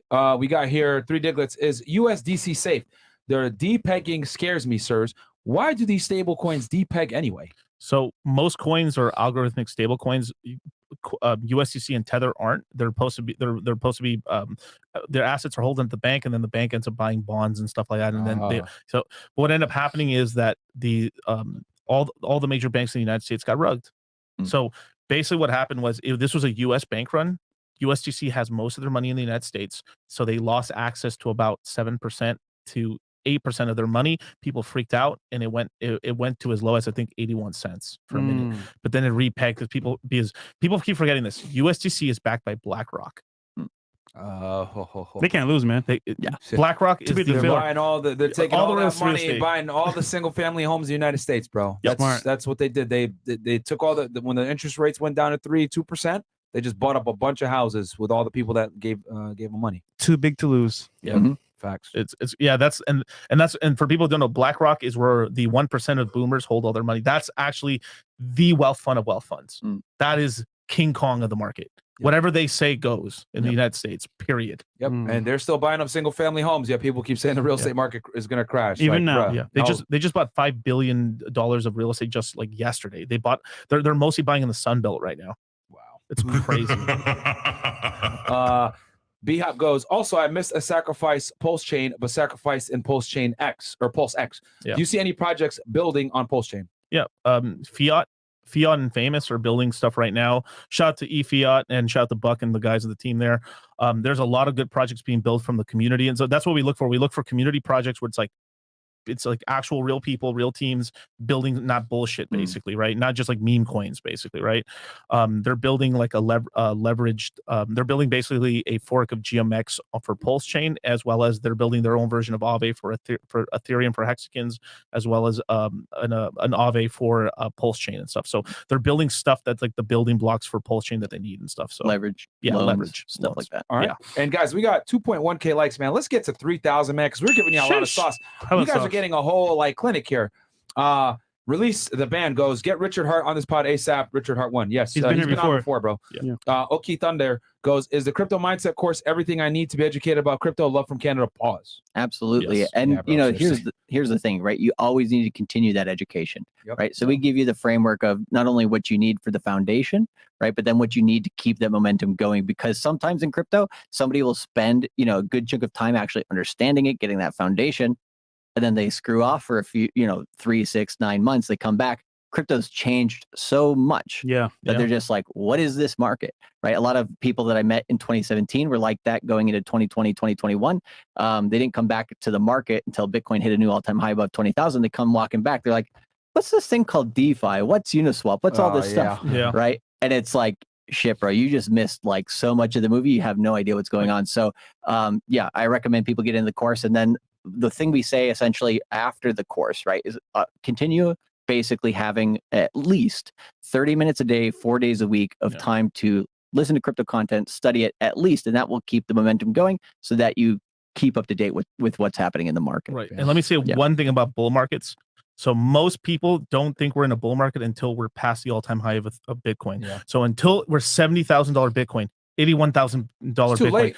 Now we're in a bull market now, right? The minute we hit the lows, we're in a bull market. Right now, we're in a bull market right now. Everyone else doesn't think we're in a bull Early market. stage. But our guys are up 2 to 5 times on their money right now. We're in a bull market already for our guys, but the average person, they won't even pay. Like, you just barely had guys like, all right, now Bitcoin touched 30,000, or I think I'll put some cash in. Like, it's still a good time right now, but we were saying this since last time we were here on Fresh and Fit in November. We bought the lows on Bitcoin, we bought the lows on Ethereum, we bought the lows on Hex, we bought every freaking coin you can imagine. We bought the lows on. Our guys are up big and stuff. We're cash flowing because we're And that also wasn't LP. that long ago. That was just at the end of last year. 6 right? months. Yeah. 6 months ago. Yeah, and we waited 6 months because we specifically chose that date because we wanted to. We always try to come on Fresh and Fit when the prices are a really good price for guys to buy. Right. Yep. So we waited specifically right here in May to come on Fresh and Fit. We asked you like if we could come on this specific date because we knew that the price of it. We didn't want to get you Towards guys the end of a cycle. Right. We didn't want to get you guys at buying at 30,000 up here. We're buying at 27. Yeah. 20. Right. So that 3 extra thousand doesn't seem that large, but we want to make sure that we're always making sure giving you guys the maximum value for you guys here at Fresh and Fit. If you guys are just like, if you guys for some reason can't take the course, just buy a little Ethereum, buy a little Bitcoin, chill out, save up your money, and you watch. You'll see the crypto gains, and you'll come around. Yeah, and stack the knowledge for free on Yeah. YouTube. We got tons of free content on YouTube. I mean, Yeah. we've been doing Love YouTube your shows, 4 to 5 days a week for the last few years, Yep. live Yeah. every single Live. day. So go over there and get that free I don't really see information too. another crypto channels out there going live like you No. guys do. No, Yeah. no one of Nope. them, they don't go live, and they're not that consistent. They always do short videos that you can basically clip up over a bunch of times. So they on Monday or Tuesday, right? They do like a shit ton of videos, Yeah. and then they don't shoot shit for the Yeah. rest And of they're the week. coin loyal. With Yeah. an Oh yeah, agenda. yeah. Super specific. Maxis, Yep. yeah. Maxis. Yeah. Yeah. Cool. Let's see here. We got here Rusty Fuel. With the crypto market pump, if Gary Gensler is fired Sheesh. and we get clear regulation, Yes, sir. yeah, definitely. It's definitely They've going been to saying pump, my that. friends. Law of distraction. Law of Distraction goes. Shout out to you for knowing about the channel, Myron. People say they found out about FNF from the clips, so showing love for y'all, giving value endlessly. Spread the rumble, and friendly reminder to like the goddamn video. Appreciate that, my friend. Thank you for supporting. What platform is best for crypto? A lot of platforms have high fees. That's from Amari Rasta. Yeah, generally in terms of fees, the kind of rule of thumb is if it's under 3 or 4% fees, that's like palatable in crypto, Yeah. right? It still sucks, but it is what it is. And I would say if it's under 2%, that's really good, right? Mhm. If you go to like a Bitcoin ATM, it'll be 8 to 12%, which is Yeah. freaking ridiculous, right? Yeah. So Yeah. if you use that when you're looking at the exchange and understanding their fee structure, that'll help you to understand for maybe an exchange in your local area that we might not know. But yeah, generally speaking, Coinbase, Kraken, Gemini in the US, Binance internationally, they all, have pretty There's no fees. reasonable fees. And those are the Yeah. big four right there. Those are the ones you want to like trust, basically. Yeah. Yeah. But don't keep your coins here. Yeah, Put them exactly. put them in your wallet. Custody your coins. Hutch serves gaming, $20. What is the best app to watch/buy all the cryptocurrencies? My process serving business has really taken off, and I drive 6 to 8 hours dailies. Want to listen to podcasts in my drive. Time to maximize my wealth. So in terms of an app, I mean, basically to watch the cryptocurrencies, Listen to them, bro. Yeah, on Yeah, YouTube. yeah. They, on- they, to us, they bro. got their Yeah. own channels, Well, man. This this free. is this Free, right bro. here, like Miguel was mentioning a little Yeah. earlier, right? With Channels are below in the description. your previous business, right? Yeah. This is exactly. That's what I'm Yeah. saying. Like, if you're the boss of your own business, you can listen to tons of shows. I mean, this is how you get educated. If you're listening to something educational, it can be history, but as long as your self improvement, that's the whole thing. That's the whole motto of the red pill. Yeah. And so we're not these black pill doomers. So giving you a few apps here, right? Yeah. So a quick way to buy some Bitcoin and get into the market, right, and have some crypto, right, is Cash App, right? That's going to be the Cash App, quickest yeah. one to Yeah, that's basically easy, yeah. get in there. Super easy. Don't and cash then- out Maria. Right. And then you have, in terms of buying, right, the other four that we mentioned just there, right? In terms of watching, right, there's CoinGecko and Coin Paprika. I would Yes. say in Yeah. terms of like general where stuff in market cap, follow those platforms. Trading View if you're looking at charts, and Dex Screener as Dex well if Screener. you're looking at charts for newer coins coming onto the market. And then that's just the tip of the iceberg. We got tons more places for you guys to get information, including news and stuff like this. Yeah. Cool. And real quick, guys, we only got 2.3K likes on the video, man. So go ahead and let's get to 3,000 likes, please, so that we can get this thing up in the algorithm so more guys can understand how the hell to move in the crypto market, man. Like the video. You don't got to donate $1. All you got to do is smash that like button. So And take a it's second free. to smash the like button because Yeah. this is a bunch of free game for y'all. They're doing a fucking putting on a seminar answering your guys' question live on air. That is probably one of the best telltale signs that people know what the hell they're talking about when they're able to answer your Yo. questions live on air. Your dad Okay. would be like, Freestyle. Back in my day, we didn't have these videos, man. Like the video. Yeah, facts. So There's no excuse to be poor in today's day and age. So Facts. just like the video. What do we got here? We got here KNTX goes, my guys Charlie and Miguel are crushing it. As a crypto influencer, I still refer to these guys alpha to succeed. Shout out to the Crypto Mindset Course, Discourse Syndicate, Crypto Junkies, and the Richard Hart ecosystem. All right, There you shout out go. to you, my friend, another peer, Shout out to you, bro. respecting the game. Yep. Jeremy Levine goes, I found the Crypto Mindset Course in 2021 through Fresh and Fit. It has been life-changing. Thank you for people for everything you have done for me. Right. Get in that course. Yeah, bro. There I'm you go, telling man. y'all, man, like, guys, we would not be pushed. Think about it, guys. We don't even sell courses like that. There's only a few people that we affiliate for. These guys are one of them. And we Yeah. do that because we know that people make a fuck ton of money when they go ahead and join the course because they teach you and give you the tools on how to watch the markets properly. and also we did it ourselves. Yeah. And you that too. guys can see about a watch. It's a big profile portfolio. Yeah. Six-figure Simple. crypto portfolio, guys. And I just got in early and bought what Charlie and Miguel told me. I bought Ethereum early on, bought it periodically whenever it was low, it dipped. To buy it, they sent me a text. Hey, you should probably get some Ethereum right now. Boom, I'd buy some Bitcoin, and I'm up right now, man. Yep. So just taking Right on. action. You guys saw my And stream. listening. I bought 3 Ethereum, Ethereum on Live on stream. air. Live on air, Live yeah. on air. And You you're know. So So yeah, man. So there you go, guys. we believe in it, man. Yeah, I mean cryptos, and this is coming from real estate guys, man. Like I'm telling you, as guys, I have silver, luxury watches, real estate, cryptocurrency, stock index funds, etc. And I'm here to tell y'all, like, you got to be diversified. You got to be in every single avenue, because when one market goes down, another one goes up, and you're just shooting yourself in the foot by not being diversified. And gold is on the way. Yep, Gold gold is going to be next. The Yep. next precious metals that we start getting into, man. Yep. So You guys crypto want is coins or definitely the bars? future. You guys winning coins or bars on the Coins gold? right now. Coins or bars, one of the Okay, two. got you. Yeah. But yeah, guys, you got to get in, bro. Like, and here's the thing I like about crypto is you can just get in. Like, you don't have to worry about a credit score or any of that other stuff. Real estate is very, very invasive. I ain't gonna lie to y'all. After the 2008 crash, they damn near need your dick size to give you a loan nowadays. Unless Literally. you're gonna buy a house cash. But Yep. when it comes to BBC gang, we up. cryptocurrency, you can get in. Just make you can make a Coinbase account, Kraken, Gemini, any of these exchanges. Boom, get in and start buying cryptocurrency. No credit score, none of that stuff, and you have Yeah. the money, and it's better than putting the money in a bank account where you're losing thanks to inflation, right? In 10 years, you'll be able to take that Bitcoin. I could go to JP Morgan. They'll give me any loan I want at the lowest possible rate. Like there's collateralized crypto loans that are coming out. Not now. They're dangerous, but in the future, you'll be able to go to a bank. I'll take a Bitcoin that's worth maybe like $200,000.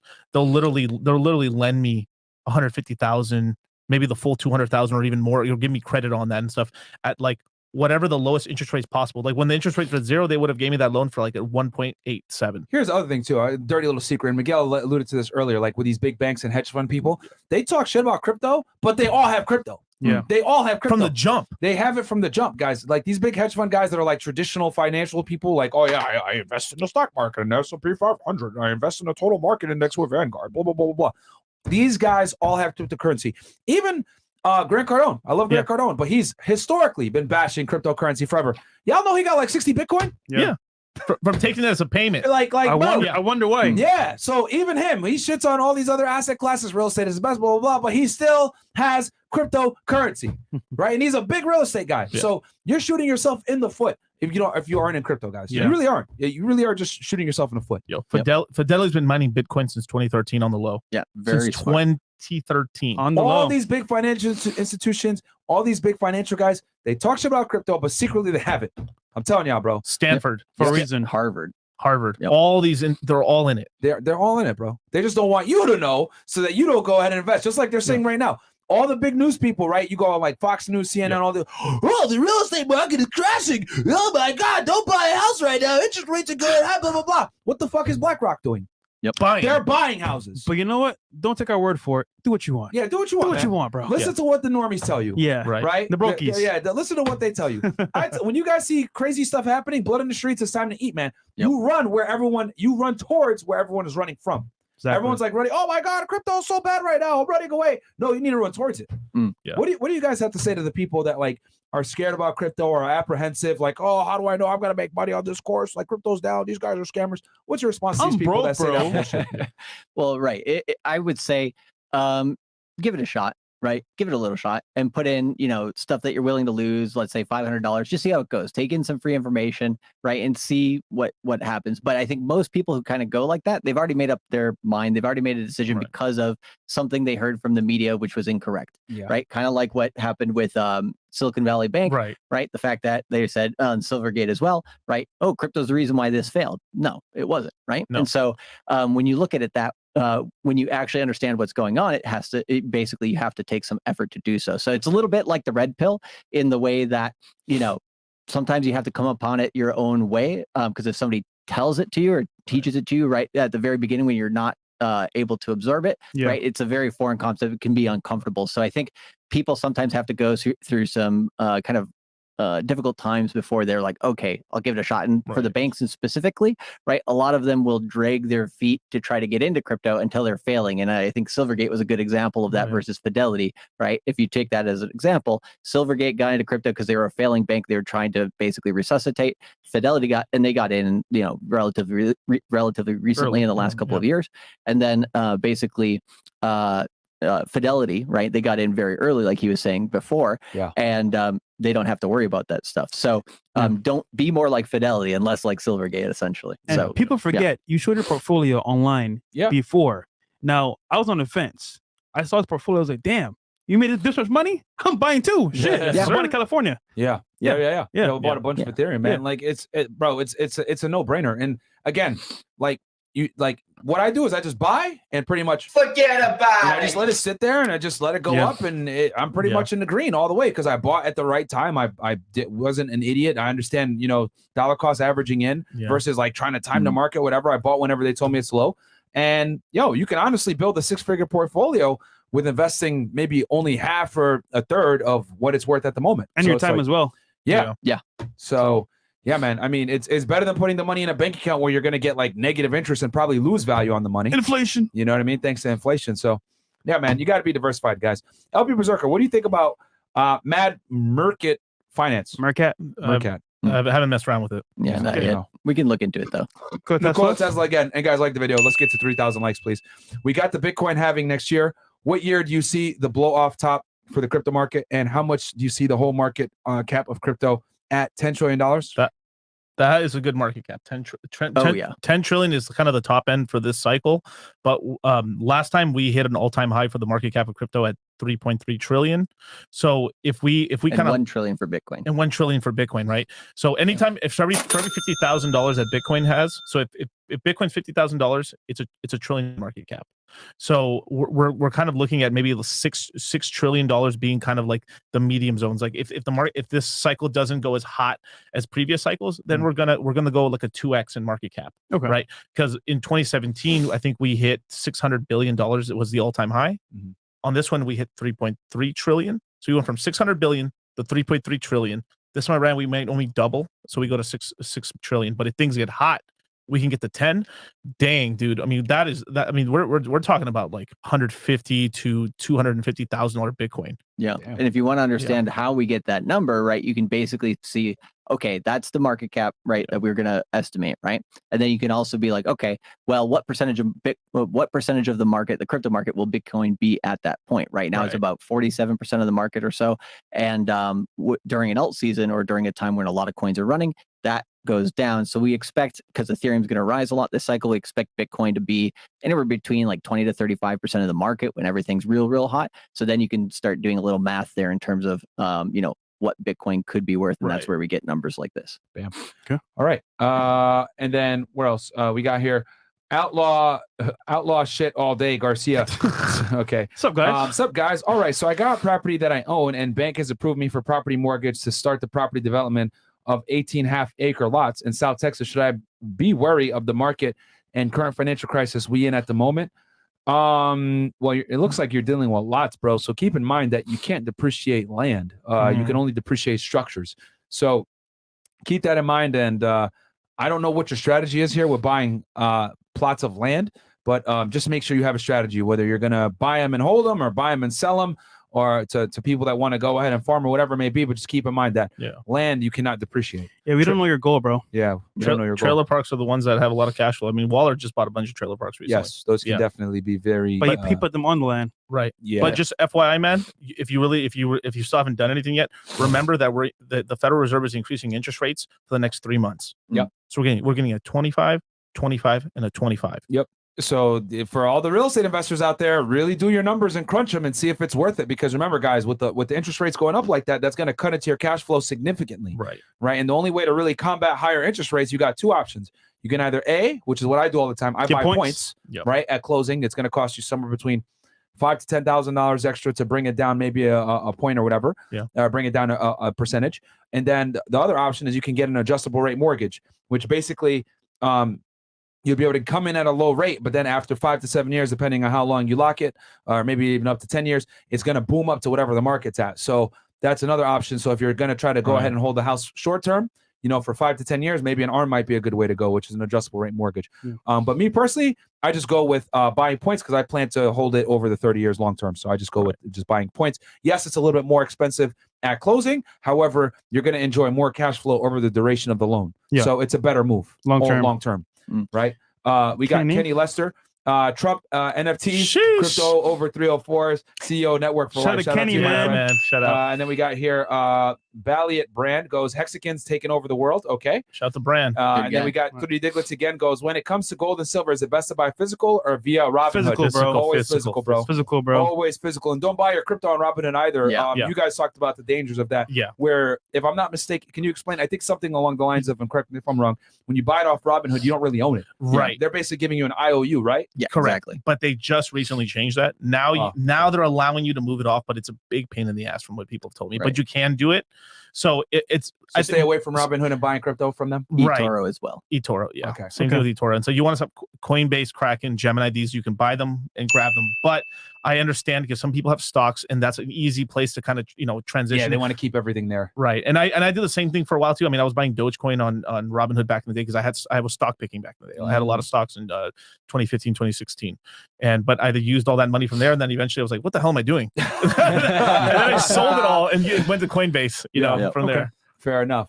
And then we got here, guys, different exchanges have different strengths and weaknesses. Correct. Hex Mining Hoodler goes, shout out FNF, Hex, Jesus, and Charlie. Transitional wealth hasn't passed from boomers to millennials. Crypto's a gift if you do it right. Time and learn. Yeah, absolutely, bro. Absolutely. So, guys, I got a question for y'all. The audience has been asking some really good questions, but I have one. BRICS. Yes. Okay. Sure. Obviously, as we know, all these different countries got together. Russia, Brazil, India, China, South Africa, which makes BRICS. They all got together and they're trying to create their own currency, try to topple the US dollar as the world's reserve currency. We know Saudi Arabia also is getting in on this, where they're going to potentially start doing oil transactions in their local currencies, which would be very bad for the US because historically we have the petrodollar, which all commodities and oil has been done typically in US dollars, which has kept the United States at the pinnacle of power when it comes to currencies. How could this affect us, and how does this play into cryptocurrency? Now, there is some negative effects, right? These countries are trying to stop. They're basically what they're doing is they're trying to cut out dollar demand. Yeah. Since they're not using dollars, they can use their local currencies. But here's the problem: at the end of the day, it's sort of like the whole market. It's like the dollar's Bitcoin, right? And if Bitcoin starts doing bad, all the other currencies start doing bad because everyone's trading with each other. So the way it works is if the dollar's the central, it still is the central, because usually countries, the way they lose their central bank digital currency, I mean their basically their main status as the main currency around the planet is usually through war. Yeah. So if there hasn't been a big war, it used to be England. It used to be France before that, and that I think it was people out in the Netherlands. And then from there, I think it went to the French, and then from there it went to the UK, and then it went to the United States. Yep. And now they're trying to usurp it, but it's always been because they lost a war. And it was basically, what was it, basically London got bombed to hell and back and stuff like that. That's why they still eat baked beans over there as quarantine foods. UK food is trash, you guys. Yeah, that's true. It is. Yeah. There's a reason why they had to, bro. You ever have an English breakfast? Terrible. No wonder them niggas was like, bro, we got to go find some spices. Like, we got to go ahead and get on this boat and sail for 7 months to find some spices, bro. This food sucks. So bland. Yo, man, holy. And it's always gloomy over there too, man. Depressing. Yeah, bro. It's sad. No sun or whatever. I would have been like, I need to conquer some other lands too. This shit sucks. No wonder they were out here exploring and pillaging and going crazy. Yeah. So sorry, go ahead. So so basically, if the U.S. dollar is, if we're printing a bunch of U.S. dollars, right, and the dollar's depreciating and we are inflating, look, the Federal Reserve is increasing interest rates, every bank around the world is doing the same thing. Yeah. Because you have to keep up. Yeah. If the US prints dollars, they have to print more dollars. They have to print more of their currency because they need their currency to be just slightly cheaper than the dollar so they can be cheaper on export. So they look like a good deal. This is how China got rich. This is how a lot of the countries are getting rich. This is how Germany got really rich from exporting and stuff. They try to keep there's a strong currency helps out Germany and France, but it really hurts a lot of the other European countries. Like, a lot of people in the euro are not very happy right now. Like I think like what Greece and Italy would be much better off, and as well as Spain, if they just had their own currency, they could devalue because they become more competitive. Yeah, Germany got real screwed in that one. Yeah, and I mean Germany's kind of footing all the bills. Dude, I swear these bloody French. Like you guys don't know. Yeah, go ahead. Yeah, well, speaking of countries, right, which are dissatisfied, right? In June, right, BRICS, those nations you mentioned, right, they're going to have a meeting in June, to discuss essentially adding more countries to the list, right? So that's one of their main goals, is basically getting a coalition of the willing. Yeah. But of those countries, who has the most money, right? China. Yeah. So essentially, it's just kind of a good thing to kind of prop up China there. So or good tool for them. Yeah, good tool for them. So what's going on is even though they're showing off this brave face, like right now, where BRICS is going to take over right now, the BRICS countries themselves are actually arguing right now because basically China has more GDP than all the other members combined. Oh, really? Yeah, dude. These are like small countries. I mean, like Russia has a smaller economy than Texas. Really? Yeah. Smaller than Texas. Smaller than Texas, like just slightly. Texas has a just slightly larger economy. It's the state of Texas has a larger economy than Russia. You know, I wouldn't be surprised because Texas does create like you buy oil. food at Texas or gas, you notice that everything is a lot cheaper there, and it's because Texas is a very self-sufficient state. Correct. Extremely self-sufficient. They honestly don't even really need the rest of us. Yeah. There's the rest of the United States, like they make their own food, their own gas. Very self-sufficient state. So right now, what's going on with why these? They think they're their own country, guys. Right. That's why they want to keep seceding. Oh, well, we don't want to be a bar America no more. It's crazy. The Alamo, right? But basically, what's going on with China is that the rest of these countries and the BRICS countries are getting worried that basically they're getting cucked out by China. So China's kind of using them to force trade between them and stuff, because what's going on is, since Trump got elected in 2016, he put tariffs on China and a lot of other countries that are basically where the trade deals were bad. So since 2016, we have been moving our manufacturing base over to Canada, United States, and Mexico, especially Mexico. But we've essentially solidified a really strong, basically North American alliance and stuff.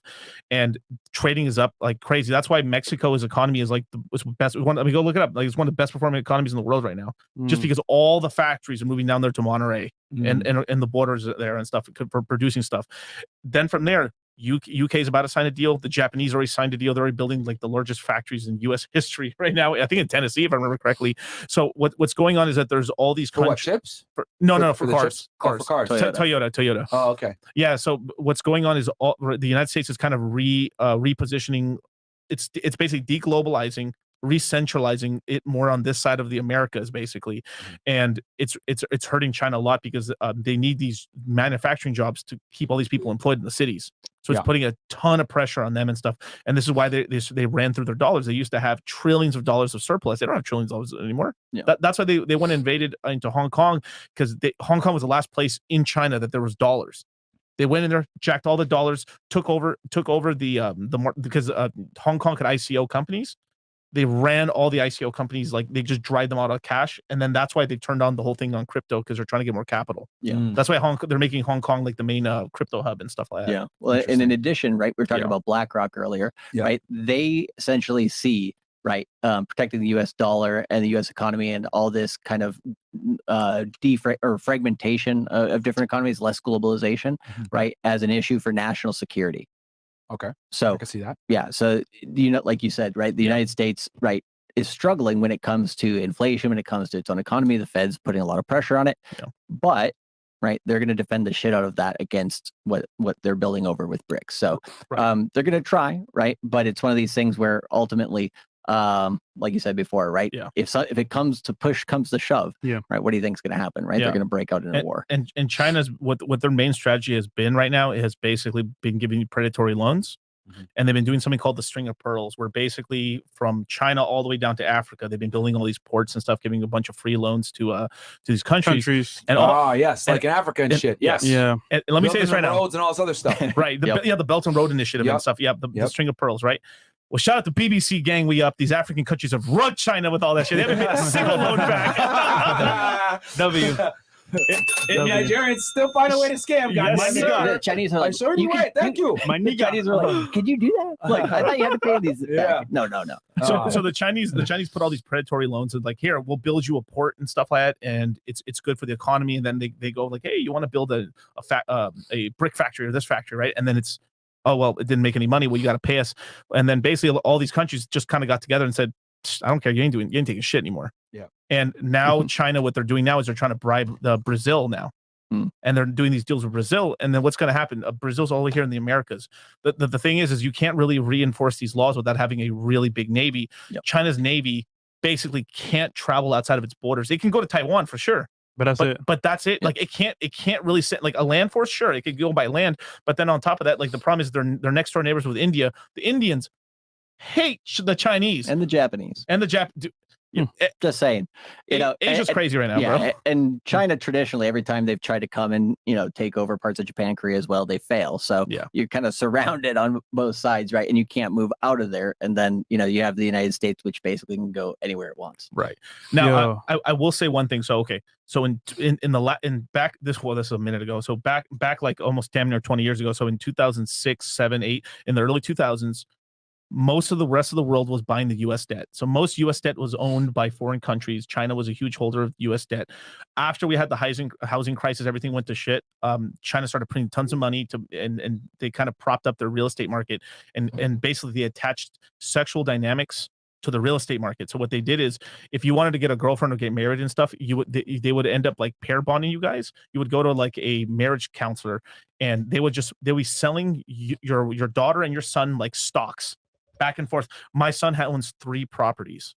Oh, versus this guy only owns 1 property. And then this is how they would match people up in China and stuff for affluent families and stuff. And oftentimes in buildings that have no tenants. Right. Yeah, facts. So the whole real estate market is fucked. It's insane. So all that stuff that's going on right there, right? So I really believe this whole BRICS stuff is a psyop, but the thing is they're doing it to create some trade because the United States really rugged them out of trade. Yeah. And that's what's going. And then it looks like Trump's going to win. So what do you think is going to happen? There's more of that. I don't want to make this a political podcast, but I will say that they started doing all this fuck shit, right, with Russia invading Ukraine, etc. Once Biden took office, man, because no one sees him as a competent leader. People don't respect him, and image is a big thing, man. People respect Trump. Correct. You know what I mean? They hate him, but they at least respect him. And I think if he gets back in office, all this brick talk and all this other bullshit is gonna subside a bit. Well, and here's the number one thing that he didn't do during office, which is actually a very good thing. He was one of the first American presidents in a very long time not to get us into a new war. Yes. Right. And he had a de-escalation strategy with Afghanistan, which basically they just said, okay, we're not going to do that once we got into the office, and basically pulled the rug on that, which is obviously Biden got out in a very bad way, right? We lost a lot of classified equipment. People got hurt, and we just look like clowns. Big clowns too. It's insane. The thing is that Putin has always wanted to invade Ukraine, but he didn't do it when Trump was in office because Trump was like, hey, if you do it, there's going to be problems. Right. But no one respects the Biden administration, which is why they're in. People can go ahead and say all the things that they want about Trump. Trump's an idiot, blah, blah, blah, blah, blah.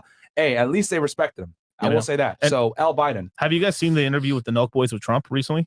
I didn't see it, but I'm going to watch it. It's hella good. But one thing that Trump said in there is when they left Afghanistan, the reason that Trump wanted to at least keep a couple soldiers there. Fox News interviews, which is very similar. Very similar, right? Yeah. He wanted to keep that military base there because it's a way for us to keep nukes from getting closer. Right? Yeah. Yep. That's the biggest Air Force base, I think, pretty much in the Middle East. Yep. And they let it go. The Chinese took it over now. Wow. And now they can put nukes there now.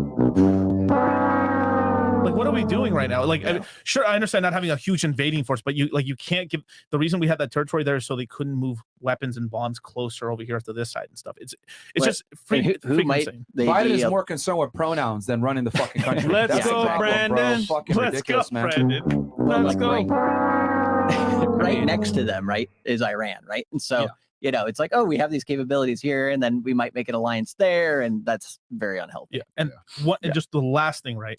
So, so with China and stuff, right? So back in, I think I said this in the last stream, but it's really important. So in 2016, under Trump and stuff, we got fracking to the point where basically we were oil independent for the first time in just like literally since Standard Oil, right? Energy independent. Gasoline was going down. Gasoline was damn. It was $2 across America. I could speak about this about experience. At the time, I lived in South Texas. Yep. They were drilling oil all over the place and finding new oil. Yep. Right, all over South Texas. Because for some of you guys that are wondering, like Eagle Ford Shale, like South Texas is huge for oil, and yeah, gas prices were low as hell. Yeah, we had the cheapest natural. The average, like if let me just, we had the cheapest natural gas production in the world. We had the largest reserves. We were now the largest oil producer on the planet, bigger than Saudi Arabia. Yep. And here's what happened: Saudi Arabia ended up IPOing a Saudi Aramco, which is their national oil company. They IPO'd 1% of the company. 1%. And that was worth, at the time, Apple was worth $1 trillion. A Saudi Aramco was $2 trillion. This was the largest IPO in history. And the reason they did that was so when that IPO, they have to show their oil reserves. Mm-hmm. So we've all heard of all this bullshit about peak oil. Oh, there's not enough dinosaurs in the ground anymore, running out of oil. You know, dino juice is low. Saudi Arabia showed they had trillions of barrels under the ground. They're never running out of oil. Yeah, So the reason they did that is because Saudi Arabia saw, holy shit, the United States is energy independent. We can't have this shit. So they crashed the oil market down to $30, $40 to bankrupt the entire fracking industry. And then during that time, Trump wasn't, of course, not know who the hell was going to be happy about that. So what Trump did is, because of that, oil, if you remember, oil went to zero. Yeah. During that time, he filled up the strategic oil reserves all the way to the top. First time in 50 years that they've been filled, right? Mm-hmm. This is supposed to be for war, emergencies, or natural disasters. Yes. Big things, right? There was enough oil there. If we were using the strategic reserve, we could have like $6 gasoline. We could drop it to $2 for a full year. That's how massive it is for all of America. Lower it down to $2. Under Biden, he's basically drained the entire strategic reserve down. And all it lowered gasoline down was like 20 cents. And then it found out that he was selling oil to the Chinese. Well, it wouldn't be the first time that the Bidens were working with the Chinese. Oh, man. We might do a podcast for y'all on the Biden crime family with Ryan Dawson as well, man. That will have to be on Rumble. We won't be able to do that on YouTube if y'all want. Rumble only. Yeah, that will have to be Rumble only. Crypto mindset, anyway, baby. Yeah, guys. Get the goddamn course, man. Get them there. Give them a quick little thing on how it works and everything else like that. We got 4,700 y'all in here, man. Almost 5,000. Like the video, subscribe to the channel. Yeah. Go ahead, Charles. Link is below, motherfuckers. Get in there. And then, guys, and this stuff matters. Guys, geopolitics matters with money. Yeah. Like, it really does, right? Well, you got to be watching the news to see what the fuck is going on and get your news from the right sources, of course, to know what's going to happen in the money market. We're not just crypto bros. We're over here watching geopolitics. Yeah, you have to. Everything. We're watching the Fed. We're watching crypto. Most dudes they're watching one meme coin. Yeah. That's it. Right. Retards are watching the Kim Kardashians and all this other stupid shit versus like, keeping their finger on the pulse of what the fuck is really going on in the world so they can make the right decisions from a financial perspective. Yep. Sorry, go ahead, guys. Yeah. So just what to expect when you get in the course. So essentially just in the description box, also in the live chat there are links to the Q2 crypto mindset course for 2023 via Fresh and Fit. So make sure that you click that. When you get there, just pay for it either in basically Google Pay, PayPal, or credit debit card. We have a lot of different options for you guys. And you get a discount if you pay with crypto. Yeah, if you want to pay with crypto, all you need to do, because you get a 15% discount. So instead of $9.97, it'll be $8.47.45, right? Exactly 15%. And what you need to do that, if you want to, is send an email to support@cultivatecrypto.com, and in the subject line, basically say Fresh and Fit pay in Ethereum, pay in Bitcoin, whatever you want. And then in the subject say, hey, I saw you guys on Fresh and Fit. I want to pay in Bitcoin, Ethereum. We'll make sure basically that we credit you guys with that. Yep. And yeah, because we want to make sure that everybody, Yeah. gets taken care of and everything. Yeah. Cool. So yeah, guys, get in there, man. Like I said before, they're going to be doing webinars for what, 2 weeks? Yeah. Closer to 3. Closer to 3. Yeah, we basically give a few days in between for you guys to review and do things like spaced repetition is the way that we basically build out the course. Yeah. We'll teach you guys, about how to look at the markets, making money in cryptocurrency. They teach you how to fish, guys, versus giving you the fish.